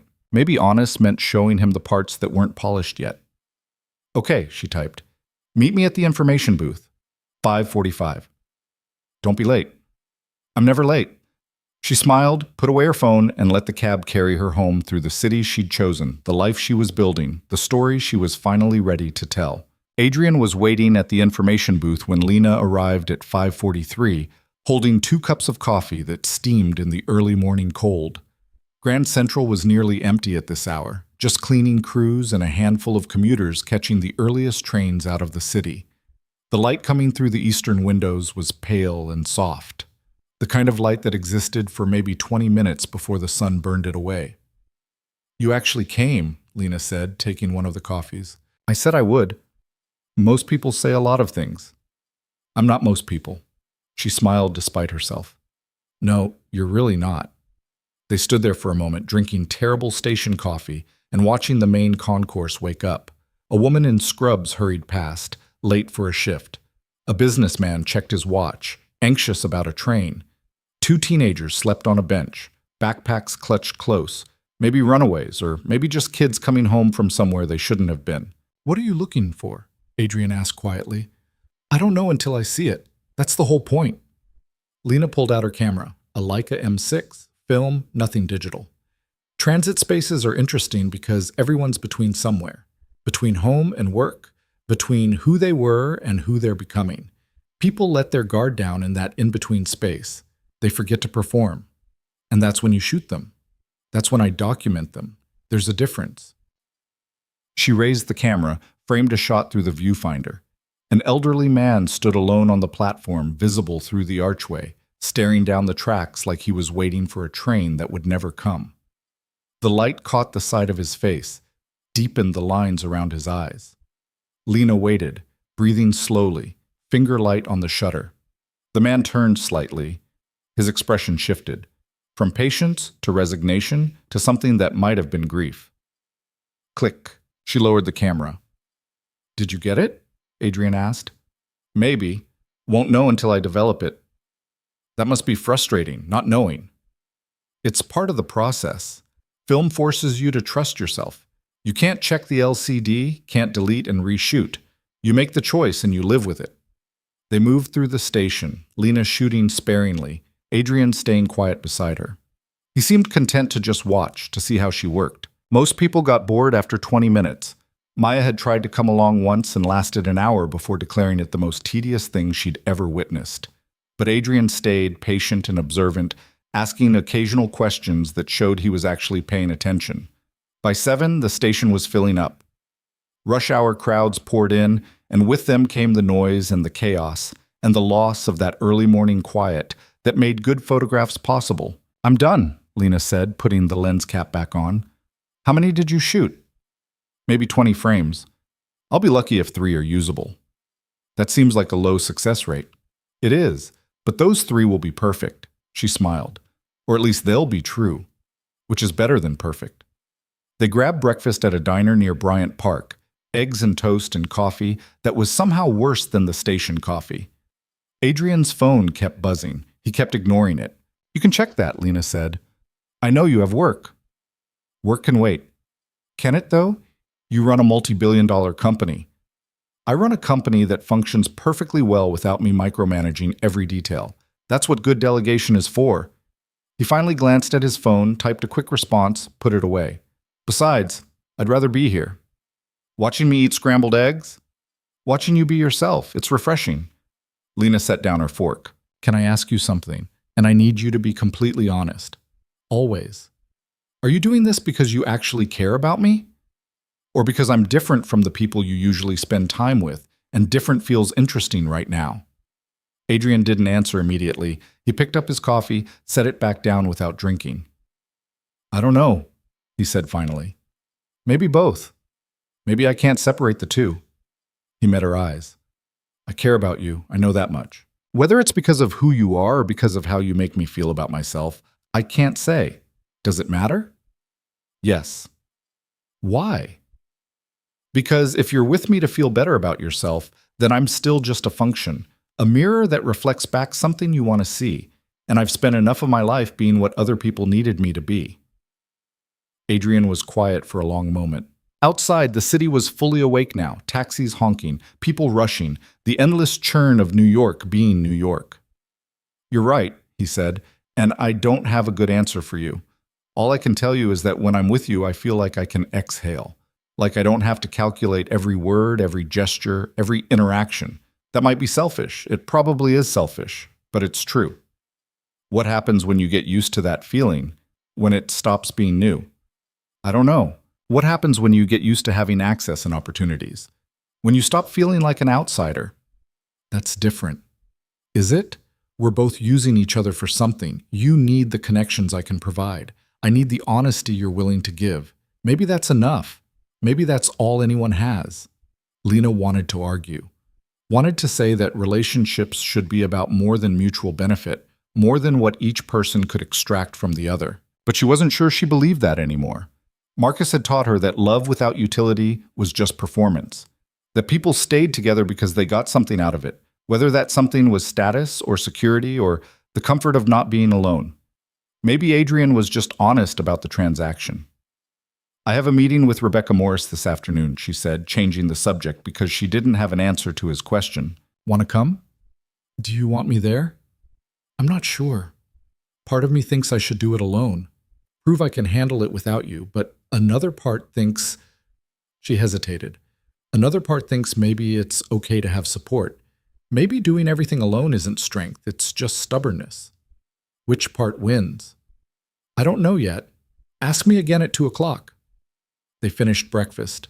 Adrian paid, waving off her attempt to split the check with a look that said they both knew she couldn't afford it. Another reminder of the imbalance between them. Another small humiliation she had to swallow. She hated it. Hated needing his money, his connections, his casual ability to make things happen with a phone call. Hated that her talent wasn't enough on its own, that the world required her to have advocates with power before anyone would listen. But hating it didn't change it. They parted at the subway station. Adrian had meetings all day. Something about a property acquisition in Tribeca that was either going to make him richer or create a legal nightmare. She hadn't been listening closely. Lena went home, spent the morning in her makeshift darkroom, developing the film from Grand Central. The images emerged slowly in the chemical bath. The elderly man on the platform, perfect. A woman crying in the waiting area, too obvious. A couple saying goodbye, almost, but the light was wrong. A businessman checking his watch, his face a study in controlled anxiety. Yes, definitely yes. By noon, she had 5 images worth keeping. 2 she loved. That was better than she'd expected. Maya came home around 1, fresh from a morning shift at the bookstore where she worked between acting gigs. You look exhausted, Maya said. Been up since 4:30. Let me guess, shooting with your billionaire boyfriend? He's not my boyfriend. What is he then? I genuinely don't know. Maya made tea, curled up on the couch, looked at Lena with that particular intensity that meant a serious conversation was coming. Talk to me, Maya said. What's going on in your head? So Lena told her. About the breakfast conversation, about Adrian's honesty regarding mutual benefit, about her own confusion over whether this was real or transactional or some complicated mixture of both. Maya listened, sipping her tea, not interrupting. Here's what I think, Maya said when Lena finished. I think you're terrified that if you accept his help, you'll never know if you could have made it on your own. And I think that's a valid fear, but I also think it's bullshit. How is it bullshit? Because nobody makes it on their own. Nobody. Every successful person you admire got there because someone gave them a chance. Someone opened a door, someone believed in them before the world did. The only difference between you and the people who've already made it is that your door opener is more obvious. He's rich and powerful and willing to use that power for you. That doesn't diminish your talent. It just means you got lucky in addition to being talented. But what if I'm not actually that talented? What if everyone's just being nice because Adrian asked them to be? Thomas Brennan doesn't do nice. Rebecca Morris doesn't show artists as favors. You know this. You're letting your insecurity convince you that you're not good enough. And that's exactly what people like Catherine want. They want you to doubt yourself so much that you sabotage your own success. Lena knew Maya was right, but knowing and believing were different things. At 1:45, she texted Adrian, I want you to come to the meeting, if that's okay. His response was immediate. I'll be there. Want me to pick you up? No, I'll meet you there. I need to do the getting there part myself. Understood. The Morris Gallery was in Chelsea, tucked between a coffee roaster and a boutique that sold furniture made from reclaimed wood. The space was small but well lit, with white walls and concrete floors, and the kind of austere elegance that made art look important. Rebecca Morris herself was in her 50s, with gray hair cut in a sharp bob and glasses that probably cost more than Lena's camera. She had the air of someone who'd spent decades looking at art and had strong opinions about all of it. Adrian arrived exactly at 2, nodded to Rebecca like they were old acquaintances, then stepped back to let Lena take the lead. "Show me what you have," Rebecca said without preamble. Lena opened her portfolio, both digital and prints she'd brought in a leather case Adrian had somehow arranged to be delivered to her apartment yesterday. The Transit series. 40 images, the best work she'd done in 2 years. Rebecca went through them slowly. Her expression didn't change. She made small notes on a tablet, occasionally zooming in on details, once asking about the camera and film stock. The silence stretched. Lena felt sweat gathering at the small of her back. Finally, Rebecca looked up. "These are good," she said. "Better than good. There's real observation here, real empathy. You're not just documenting spaces, you're documenting the human experience of being in transition." She paused. "But they're not ready for a show yet." Lena's stomach dropped. "What's wrong with them?" "Nothing's wrong with them. They're just not complete. You have maybe 60% of a cohesive series here. You need more images that show different types of transit, different emotional registers. Right now, it's heavy on melancholy. I need to see joy, anticipation, boredom, connection, the full spectrum of what it means to move through the world." "How many more images do you think I need?" 15, maybe 20, and they need to be as strong as your best work here. No filler, no settling. Every image has to earn its place. Lena did the math in her head. 20 more images at her current success rate meant shooting at least 300 frames, meant weeks of early mornings and late nights, meant burning through the money Adrian had given her, and then some. "I can do that," she said. "Can you do it in 6 weeks?" "Yes." Rebecca studied her. "You sound very certain." "I am certain. This series matters to me. I'll finish it." "Good." Rebecca made another note. "Assuming the additional work meets the standard of what I've seen today, we'll schedule the show for early December. That gives us time for promotion, for printing and framing, for all the logistics. I'll need final images by mid-November at the latest." "You'll have them. I'm holding you to that." Rebecca closed the portfolio. "Adrian, thank you for the introduction. But I want to be clear. This show is happening because the work deserves it, not because you asked for a favor." "I never thought otherwise," Adrian said. "Good. Then we understand each other." They left the gallery together. Outside, the afternoon sun was warm despite the October chill. Chelsea bustled with people who had better things to do than worry about whether their art was good enough. "That went well," Adrian said. "She basically told me my work isn't finished." "She told you that you have 60% of something excellent. That's not the same as saying it's not good enough. That's saying it has potential to be great if you complete the vision." Lena leaned against the building, suddenly exhausted. "I don't know if I can do this.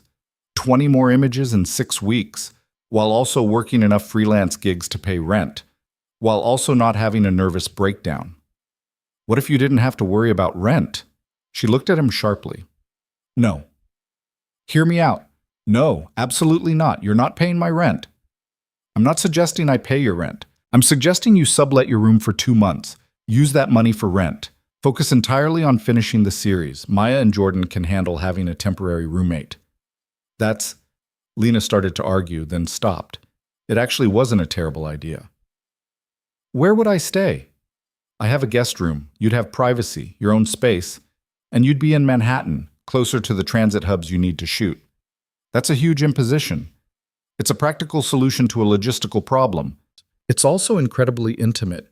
We've been, whatever this is, for less than a week. Living together it's temporary. It's professional. It's about giving you the time and space to do your best work." Adrian's voice was level, logical. "Unless you think you can finish 20 gallery-quality images in 6 weeks while also working enough to pay rent. In which case, ignore everything I just said." Lena wanted to tell him she could do it. Wanted to prove she didn't need anyone's help, didn't need shortcuts or accommodations or billionaires offering guest rooms. But she'd spent 2 years trying to prove she could do everything alone. and all it had gotten her was exhaustion and a portfolio that was 60% finished. "Let me think about it," she said. "Take all the time you need. But you should know, the offer doesn't come with expectations. You'd have your own space, your own schedule. I work most nights anyway. We'd barely see each other except when you wanted to." "Why are you doing this?" "Because I want to see what you create when you're not constantly worried about survival. Because I think your work matters. Because—" He stopped himself. "Because I can. And it would be stupid not to use resources I have to help create something beautiful." There it was again. That word. Beautiful. Not useful, not profitable, not strategic. Beautiful.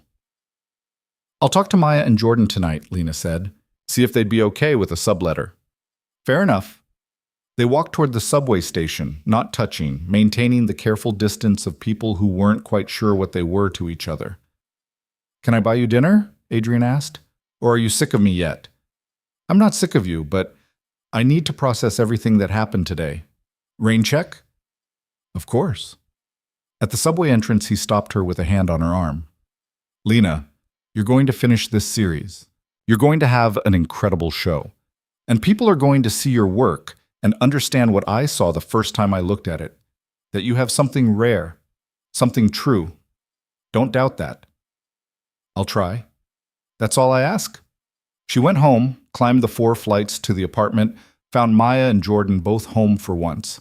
She explained the situation, Rebecca's feedback, the timeline, Adrian's offer of the guest room. Maya's eyebrows went up. "He wants you to move in with him." "Temporarily, for work. It's not like that." "It's exactly like that," Jordan said. "But I'm not mad about it. We could use the subletter income.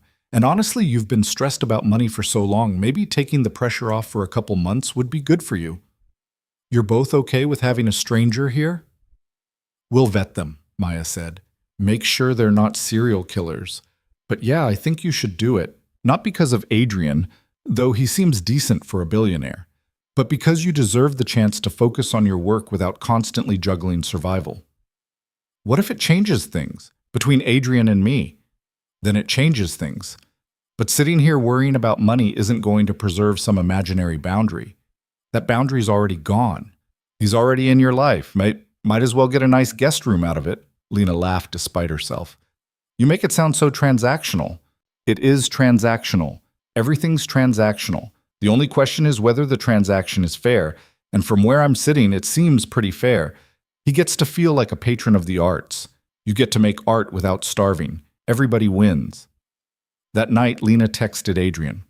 "Okay, I'll do it, but we need ground rules." His response came quickly. "Name them." She thought carefully before typing. 1. This is temporary. 2 months maximum. 2. I pay for my own food and anything personal. 3. If either of us feels uncomfortable with the arrangement, we can end it immediately. No hard feelings. 4.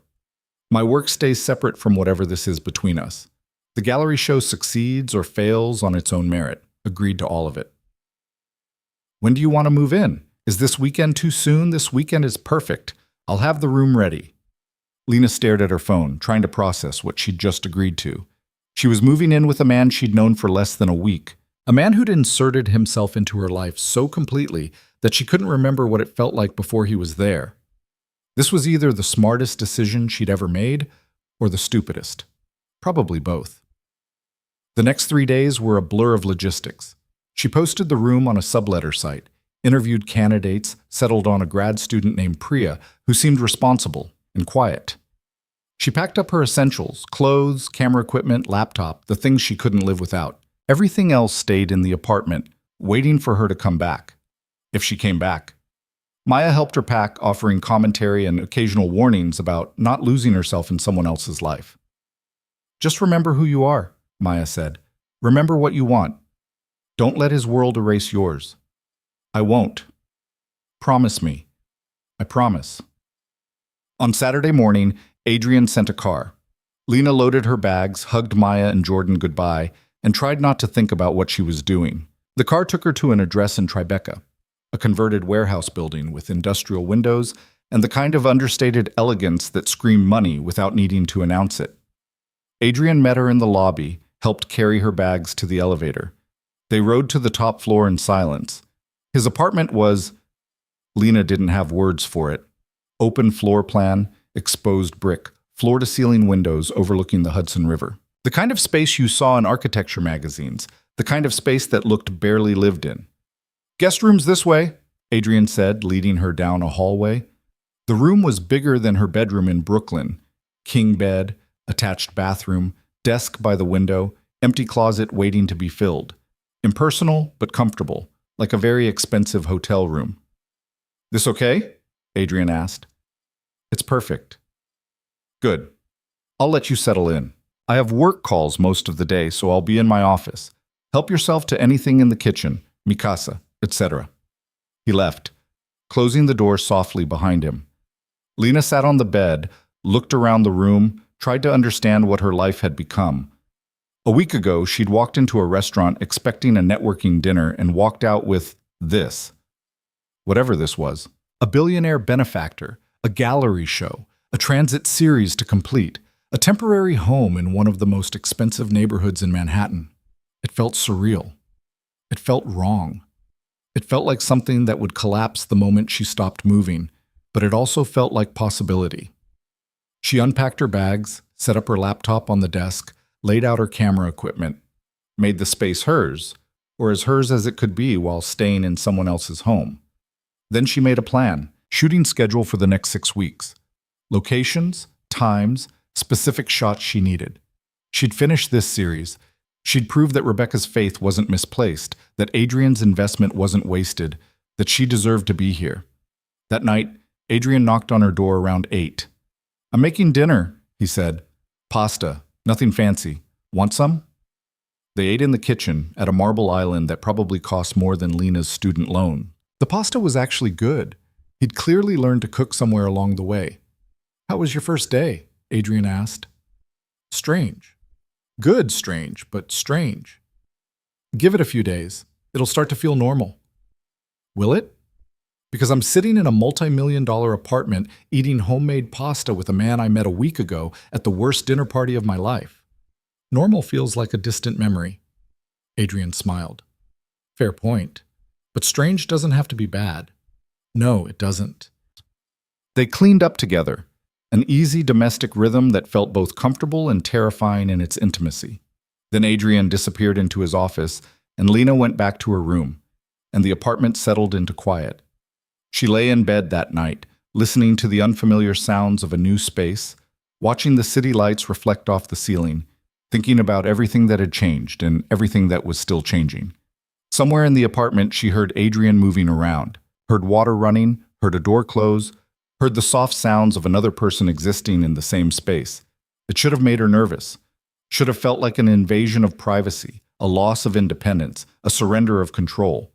Instead, it felt like the opposite of alone, and that scared her more than anything else. Over the next 2 weeks, they fell into a routine. Lena shot every morning, came back to develop and review, worked on editing and sequencing in the afternoons. Adrian left early for the office, came home late, sometimes disappeared for entire days on business trips. They crossed paths in the kitchen, shared occasional meals, maintained the careful boundaries they'd established. It was working. The arrangement was working. And Lena's series was coming together. She had 12 new images she loved, 8 more to go. She was going to make it. One night, she came home from a late shoot at the airport to find Adrian in the kitchen, drinking scotch and looking at something on his laptop. "You're home late," she said. "So are you." "JFK had to wait for the right light." "Did you get it?" "I think so. Won't know until I develop it." He smiled, still trusting the process. "Always." She poured herself a glass of water, sat across from him at the island. He looked tired, really tired, the kind of tired that came from more than just long hours. "Rough day?" she asked. "Complicated day." The Tribeca deal fell through. 6 months of negotiations, and the seller backed out at the last minute. "I'm sorry." "It happens. Part of the business." He took a drink. "But it's frustrating when you do everything right and still lose." "Is that what this feels like, losing?" "It feels like wasted time, wasted effort, resources spent on something that produced nothing." Lena thought about her own work, all the shoots that produced nothing usable, All the images that almost worked but didn't. All the effort that went into creating one perfect frame. Sometimes the wasted effort teaches you something, she said. Sometimes you need the failures to recognize the successes. That's very philosophical. That's very practical. I shoot 300 frames to get 20 good images. The other 280 aren't wasted. They're the cost of finding the 20 that matter. Adrian looked at her. How do you stay optimistic about it? I don't. I just stay committed to it. Optimism is about believing it'll work out. Commitment is about doing the work regardless. That's a good distinction. They sat in comfortable silence for a while. Outside, the city glittered with its endless energy. Millions of people living millions of lives, completely unaware that two people in a Tribeca apartment were having a conversation about failure and persistence and the cost of creating something that mattered. Lena, Adrian said finally, can I ask you something? Always. Do you ever regret it? Saying yes to all of this? The gallery show, the arrangement, me? She considered the question honestly. Sometimes. When I wake up in a guest room that's nicer than any place I've ever lived. When I think about how none of this would be happening without your intervention. When I worry that I'm not actually talented, just lucky enough to have attracted the right patron. She paused. But then I develop an image that I know is good, really good, undeniably good. And I think maybe I deserve this. Maybe talent and luck aren't opposites. Maybe they're supposed to work together. Do you believe that? I'm trying to. Adrian reached across the island, took her hand. Your work is extraordinary. With or without my help, you would have found your way. I just accelerated the timeline. You can't know that. Yes, I can. Because I've seen what happens when mediocre people get opportunities. They waste them. They produce work that's fine but forgettable. You're producing work that matters. That's not luck, that's talent. Lena squeezed his hand. Thank you. For what? For believing in me when I don't believe in myself. That's what this is, Adrian said quietly. Whatever we're calling it, that's what it is. They went to bed separately that night, maintaining their careful boundaries, but something had shifted. Some wall had come down. Lena lay in her expensive guest room and admitted to herself what she'd been avoiding for 2 weeks. She was falling for him, not because of the money or the opportunities or the access, but because of moments like tonight. Because he listened. Because he saw her. Because when she doubted herself, he offered certainty without demanding she change. It was terrifying. It was also undeniable, and she had no idea what to do about it. 3 weeks before the gallery show, Lena woke up at 4 a.m. with a realization that made her sit straight up in bed. She was 3 images short. After 5 weeks of shooting, processing, editing, and second-guessing every decision, she had 17 images that met Rebecca's standard. She needed 20, and she had no idea where to find the last 3. She got up, made coffee in Adrian's immaculate kitchen, spread her contact sheets across the dining table, studied every frame she'd shot, looking for something she'd missed. A moment she'd dismissed too quickly. An image that could be saved with better printing. Nothing. Adrian found her there at 6:30, still in her pajamas, surrounded by hundreds of tiny images. You're up early, he said, pouring his own coffee. I'm 3 images short. You'll find them. I have 3 weeks, Adrian. 3 weeks to shoot, develop, print, and frame 3 more images that are as good as the best work I've ever done. That's not optimism. That's statistical impossibility. He sat down across from her, studied the contact sheets. What are you missing?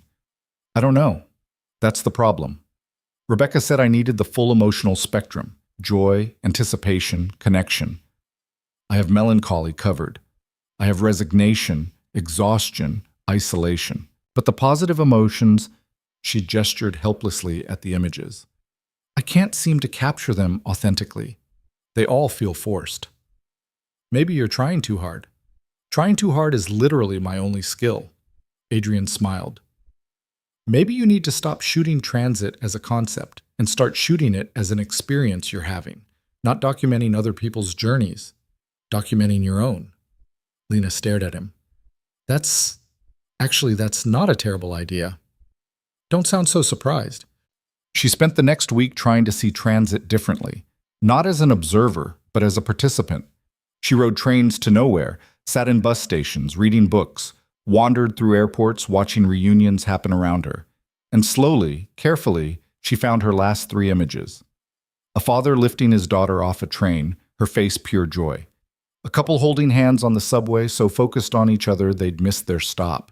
A woman arriving at Penn Station, home after months away. Her mother running toward her with arms open. Connection. Anticipation. Joy. She had them.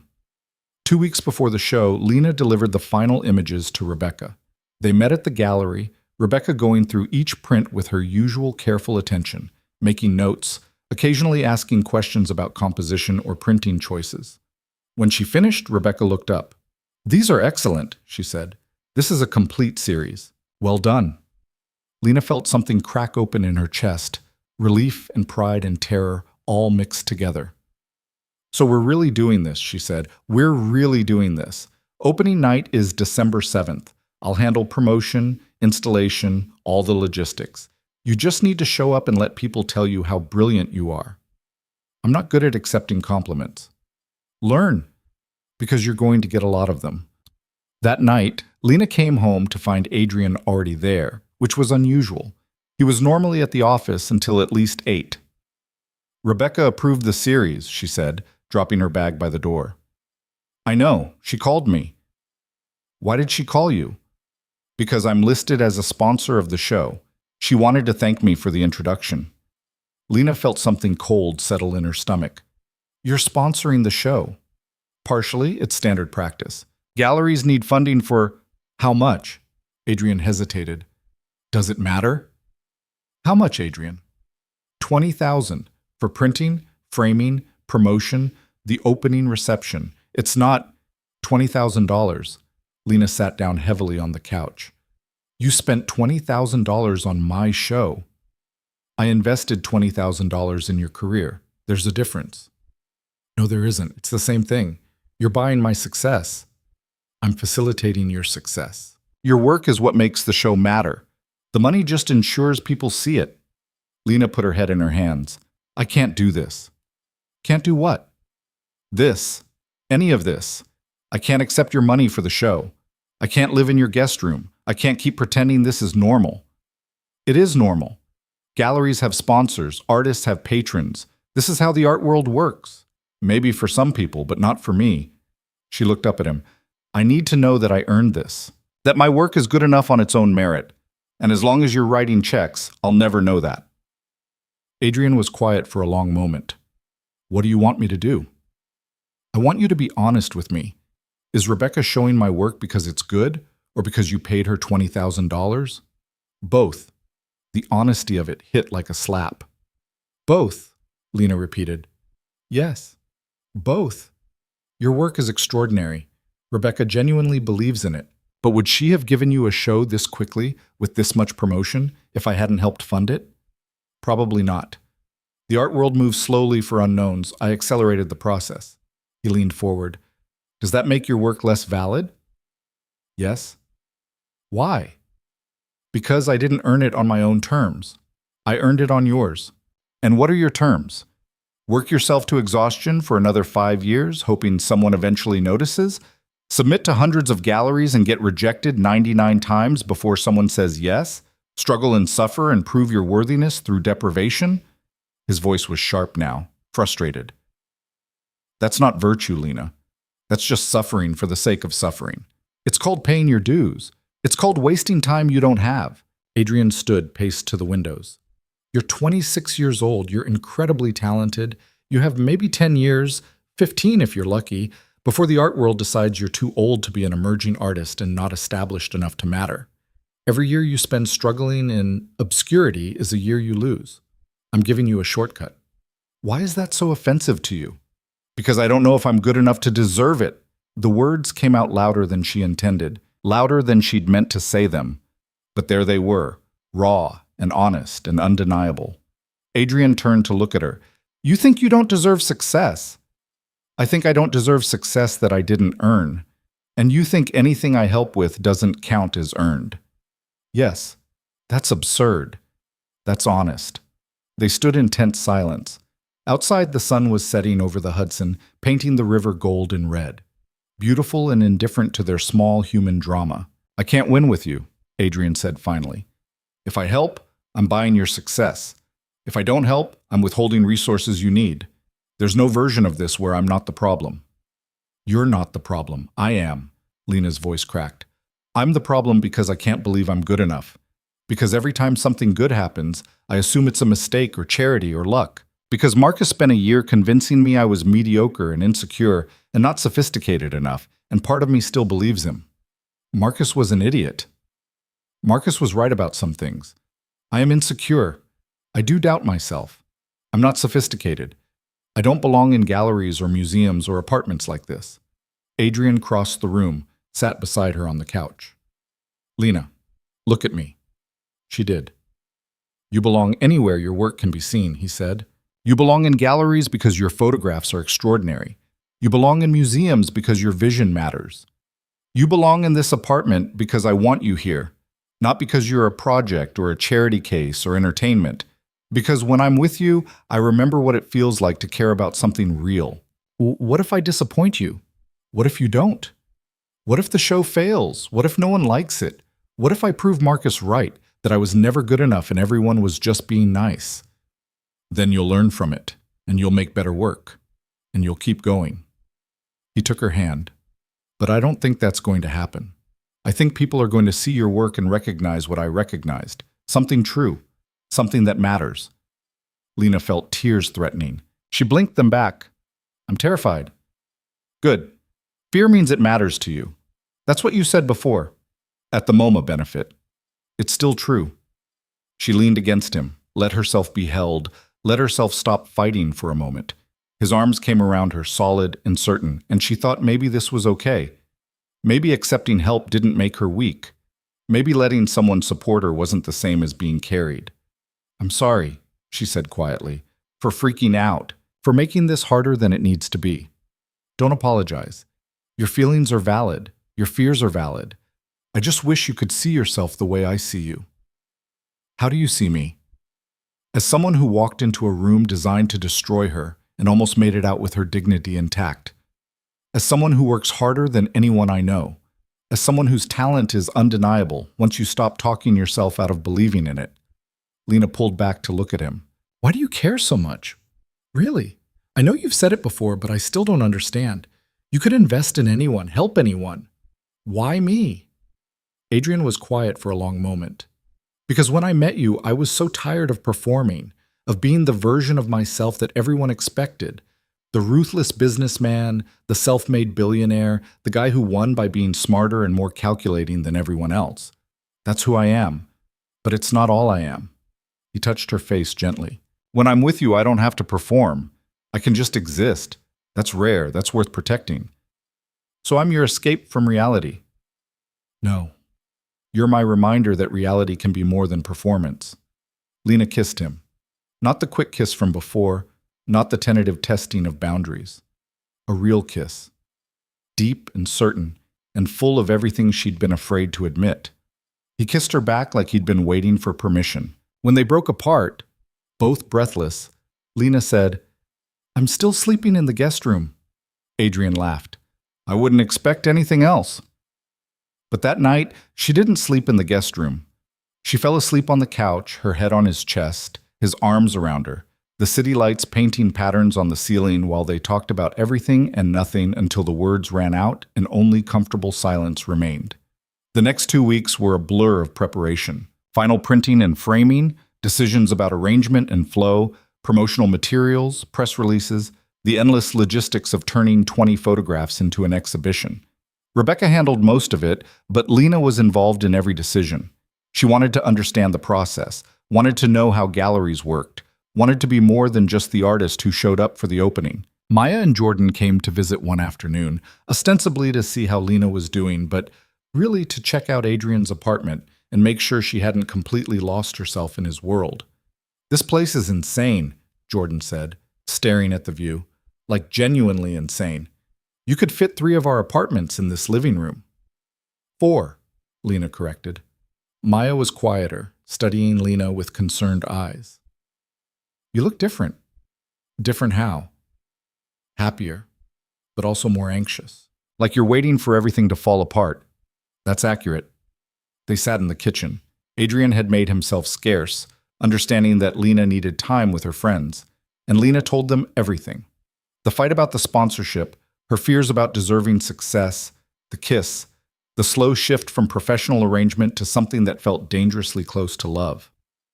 "So you're together now," Maya said. It wasn't a question. "I don't know what we are." "You're sleeping on his couch and making out. You're together." "It's more complicated than that." "It's only complicated because you're making it complicated." Jordan grabbed a cookie from the jar on the counter. "He clearly cares about you. You clearly care about him. You're both adults. What's the problem?" "The problem is that our entire relationship is built on an imbalance of power. He has all the money, all the connections, all the ability to make or break my career. If this goes wrong, I lose everything." "And if it goes right?" Maya asked gently. Lena didn't have an answer for that. The night before the opening, Lena couldn't sleep. She got up at 3, made tea, sat in the living room watching the city that never actually slept despite its nickname.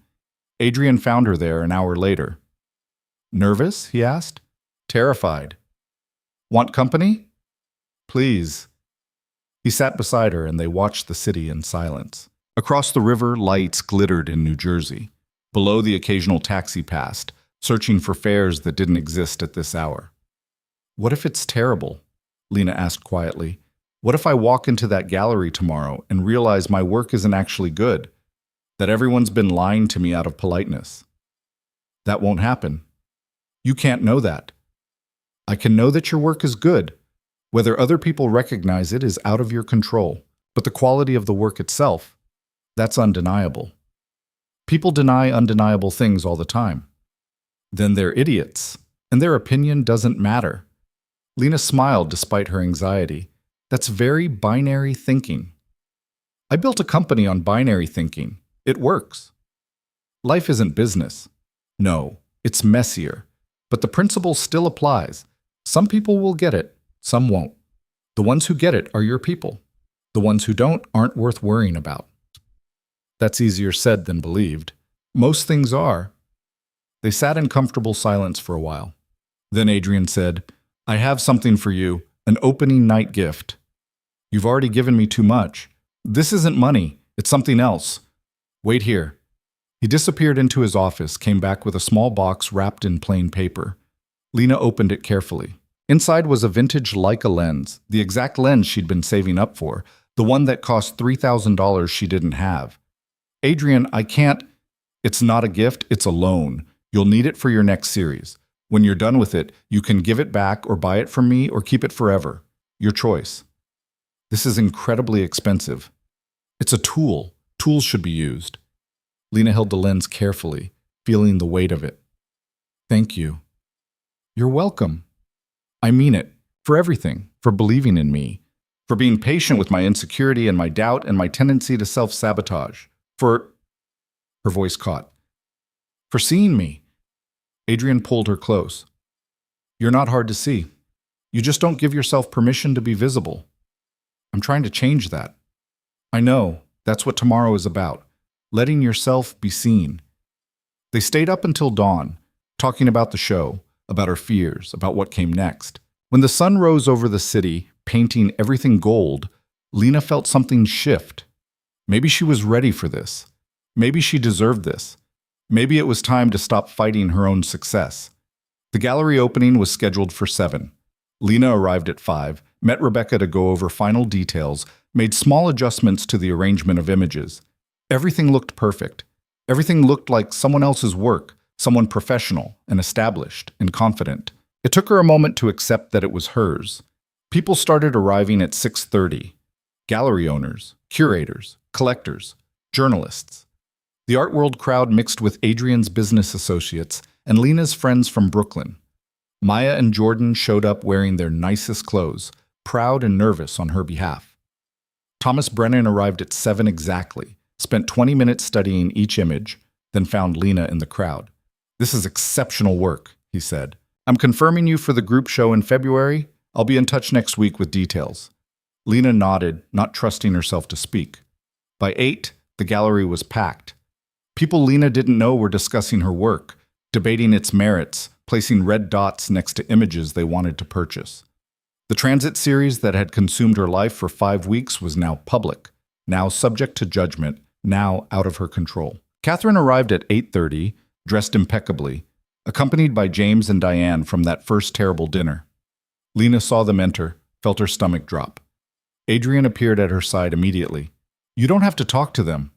"Yes, I do." She crossed the gallery, met Catherine's eyes directly. "Lena," Catherine said, her smile sharp. "What a lovely show. Very earnest. Thank you. I was surprised to see you've come so far so quickly." Adrian must be very pleased with his investment. Rebecca Morris is pleased with the work. That's what matters. Of course. Catherine's eyes raked over the images on the wall. It's quite good for someone so inexperienced. I'm sure with time and proper training, you could develop a more sophisticated aesthetic. Diane laughed, a sound like breaking glass. Catherine, don't be cruel. The work is perfectly adequate for what it is. Which is? Lena asked. Documentary, journalistic, the kind of work that makes people feel something without actually challenging them. Safe art for people who want to feel cultured without being uncomfortable. Lena felt the familiar burn of shame, the urge to apologize, to shrink, to accept their assessment as truth. Then she looked at her work on the walls, at the woman crying on the train platform, at the couple holding hands, lost in each other, at the father lifting his daughter, pure joy captured in black and white. These weren't safe. These were true. You're right, Lena said. This work isn't challenging in the way you mean. It's not trying to be clever or provocative or sophisticated. It's trying to be honest. And if that makes you uncomfortable, if honesty feels too simple for your refined palate, then maybe you're not the audience I'm trying to reach. Catherine's smile froze. Excuse me? You heard me. This work isn't for people who want art to perform sophistication. It's for people who want art to tell the truth. You're welcome to stay and look, but I'm not interested in your approval. She turned and walked away, heart pounding, hands shaking, but somehow standing straighter than she had in months. Behind her, she heard Adrian's voice, cold and final. Catherine, I think it's time for you to leave. Lena didn't turn around to watch them go, just kept walking toward Maya and Jordan, who'd witnessed the whole exchange with expressions of fierce pride. That was amazing, Jordan said. That was terrifying. Same thing, Maya said, pulling her into a hug. I'm so proud of you. The rest of the evening passed in a blur of congratulations and champagne and strangers telling Lena how much her work moved them. By the time the gallery closed at 10, 12 of the 20 images had sold. Red dots everywhere. Success, tangible and undeniable. Rebecca found her near the end of the night. Congratulations. This was an exceptional opening. I'm already getting inquiries about your next series. I haven't even thought about my next series. Start thinking. You're not an emerging artist anymore. You're an artist, full stop. After everyone left, after the gallery emptied and the lights came down, Lena stood alone in the middle of her first exhibition.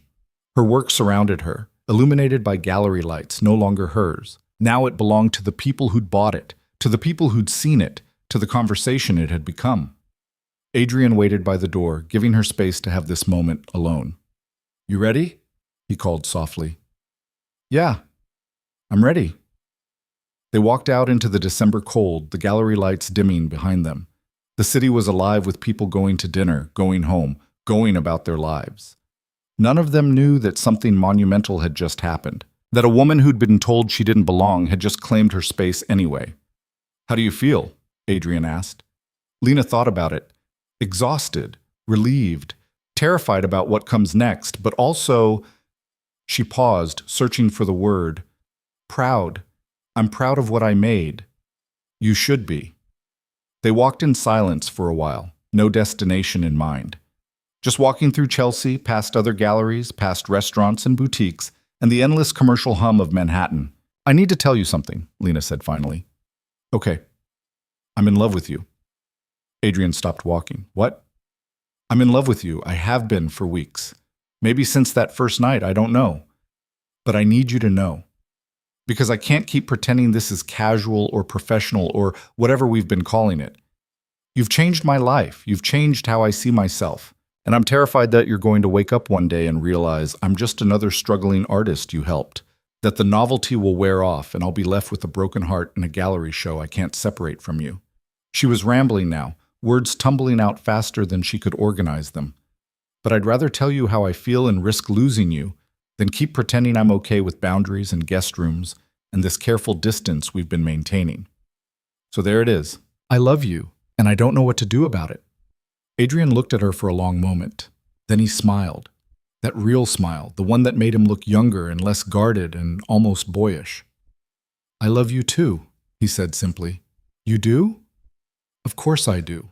I've been in love with you since you called out Catherine at that dinner, since you refused to be dismissed or diminished, since you showed me what it looks like to be genuinely, unapologetically yourself." He pulled her close. "Did you think I invite everyone to live in my guest room? That I spend my evenings developing film and eating bad Chinese food and watching someone work because it's interesting? I love you, Lena. I just didn't think you were ready to hear it. I'm ready now." "Good, because I'm done pretending this is temporary." He kissed her there on the street in Chelsea in the December cold. Kissed her like he'd been waiting for permission, like he'd been holding back, like now that the walls were down, he could finally be honest. When they broke apart, Lena was breathless. "So what happens now?" she asked. "Whatever we want. We figure it out as we go. No more guest rooms, no more boundaries. Just us, whatever that means." "That's terrifying." "That's honest." They went home, not to the guest room, but to Adrian's room, to his bed, to each other. And for the first time since walking into that terrible dinner party, Lena felt like she belonged exactly where she was. The next few months were not smooth. Lena moved her things from the guest room to Adrian's room, had long conversations with Maya about maintaining her independence and her friendships and her sense of self. She worked on her next series, portraits this time, people in their homes, the private faces they showed only to themselves. The MoMA Group show in February was successful. Another gallery in LA expressed interest in her work. Her career was building, slowly, carefully, on merit, but also on the connections Adrian provided.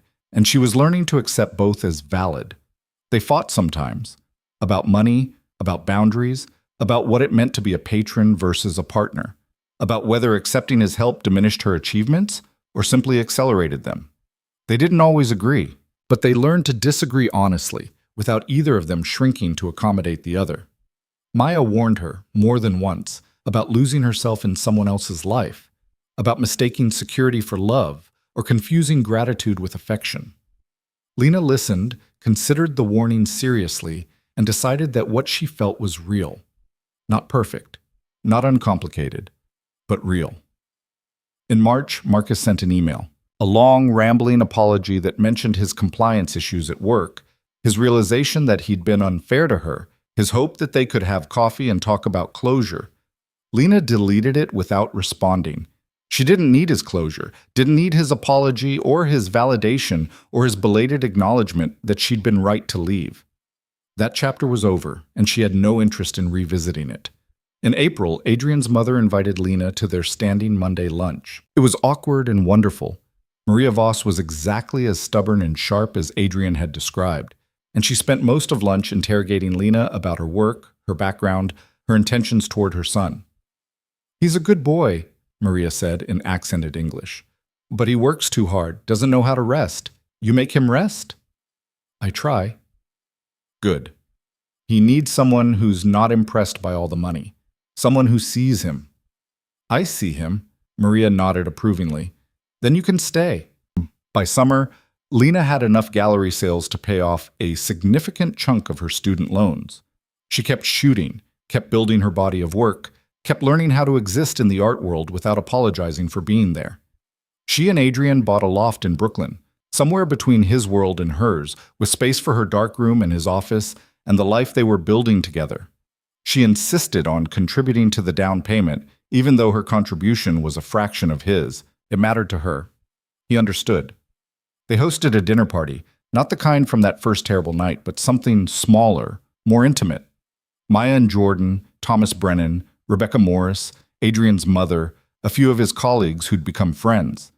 Lena cooked, which was a disaster, and they ended up ordering Thai food from the place in Queens. It was chaotic and imperfect and exactly right. One evening in late August, they were sitting on their balcony, watching the sunset paint Brooklyn gold and red. Lena was editing images on her laptop. Adrian was reading the newspaper, old-fashioned and committed to print. "I have a question," Adrian said. "Shoot." "Do you still think about that first dinner, about walking into that restaurant and realizing you'd been set up?" Lena thought about it, about the humiliation, the anger, the moment she'd almost left, about Catherine's cruel smile and Victoria Chen's fake invitation, and the way she'd felt small and unwelcome and completely out of place. "Sometimes," she said, "but not the way I used to." "What changed?" "I used to think of it as the worst thing that happened to me.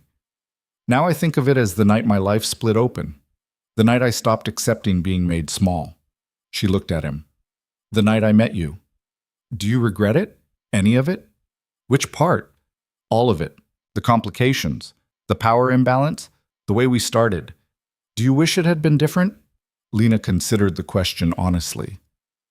"Sometimes I wish I'd met you without needing your help, that I'd been successful on my own first, so I could know for certain that I deserved everything that came after. But then I remember, I might have spent years waiting for success that never came. I might have given up. I might never have finished the transit series or had the gallery show or believed I was good enough." She closed her laptop, turned to face him fully. "So, no, I don't regret it. I just had to learn that accepting help doesn't mean I didn't earn it, that success can be both deserved and assisted, that those things aren't mutually exclusive."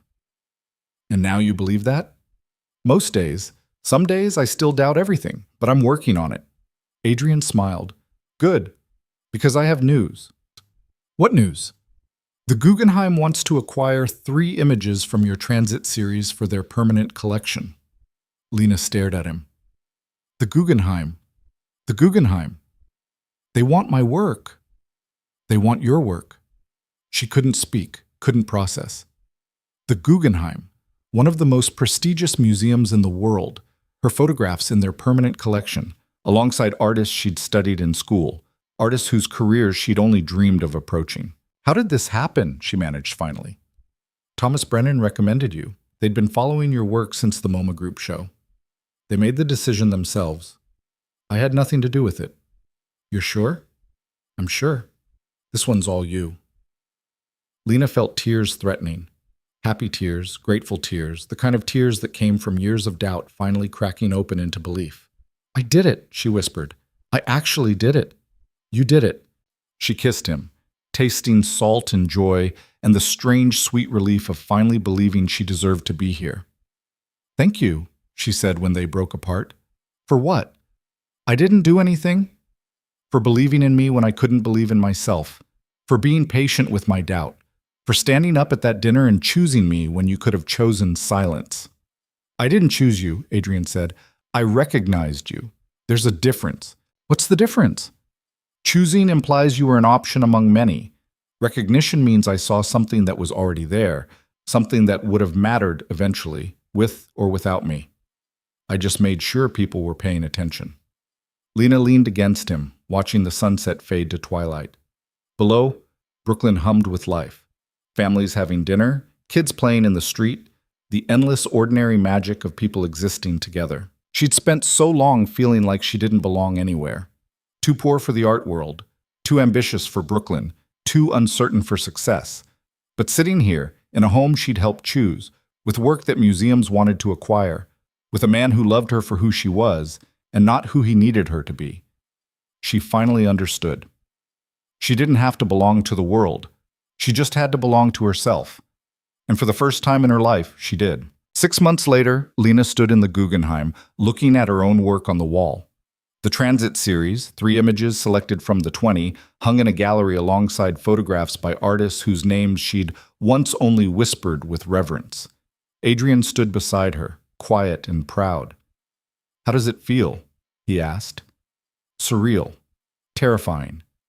Like someone's going to realize there's been a mistake and ask me to leave. That feeling ever go away? I'll let you know." They stood there for a long time, watching other visitors move through the gallery, watching people stop and look at her work, watching strangers have reactions to images she'd created from moments she'd witnessed. A young woman stood in front of one of Lena's photographs for several minutes, studying it, really looking. When she finally moved on, there were tears on her face. "Someone's crying at your work," Adrian said softly. "Is that good or bad?" "It's real," which is what you wanted.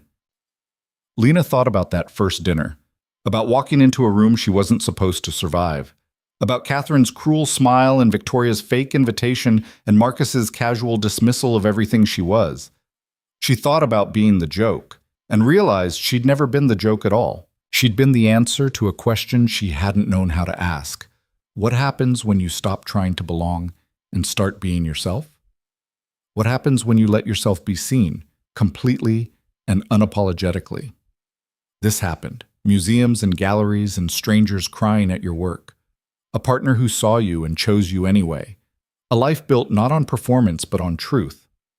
Success that felt earned because it was built on your own vision, your own voice, your own refusal to be made small. She'd walked into that restaurant thinking she needed to prove she belonged. She'd walked out knowing she didn't need anyone's permission.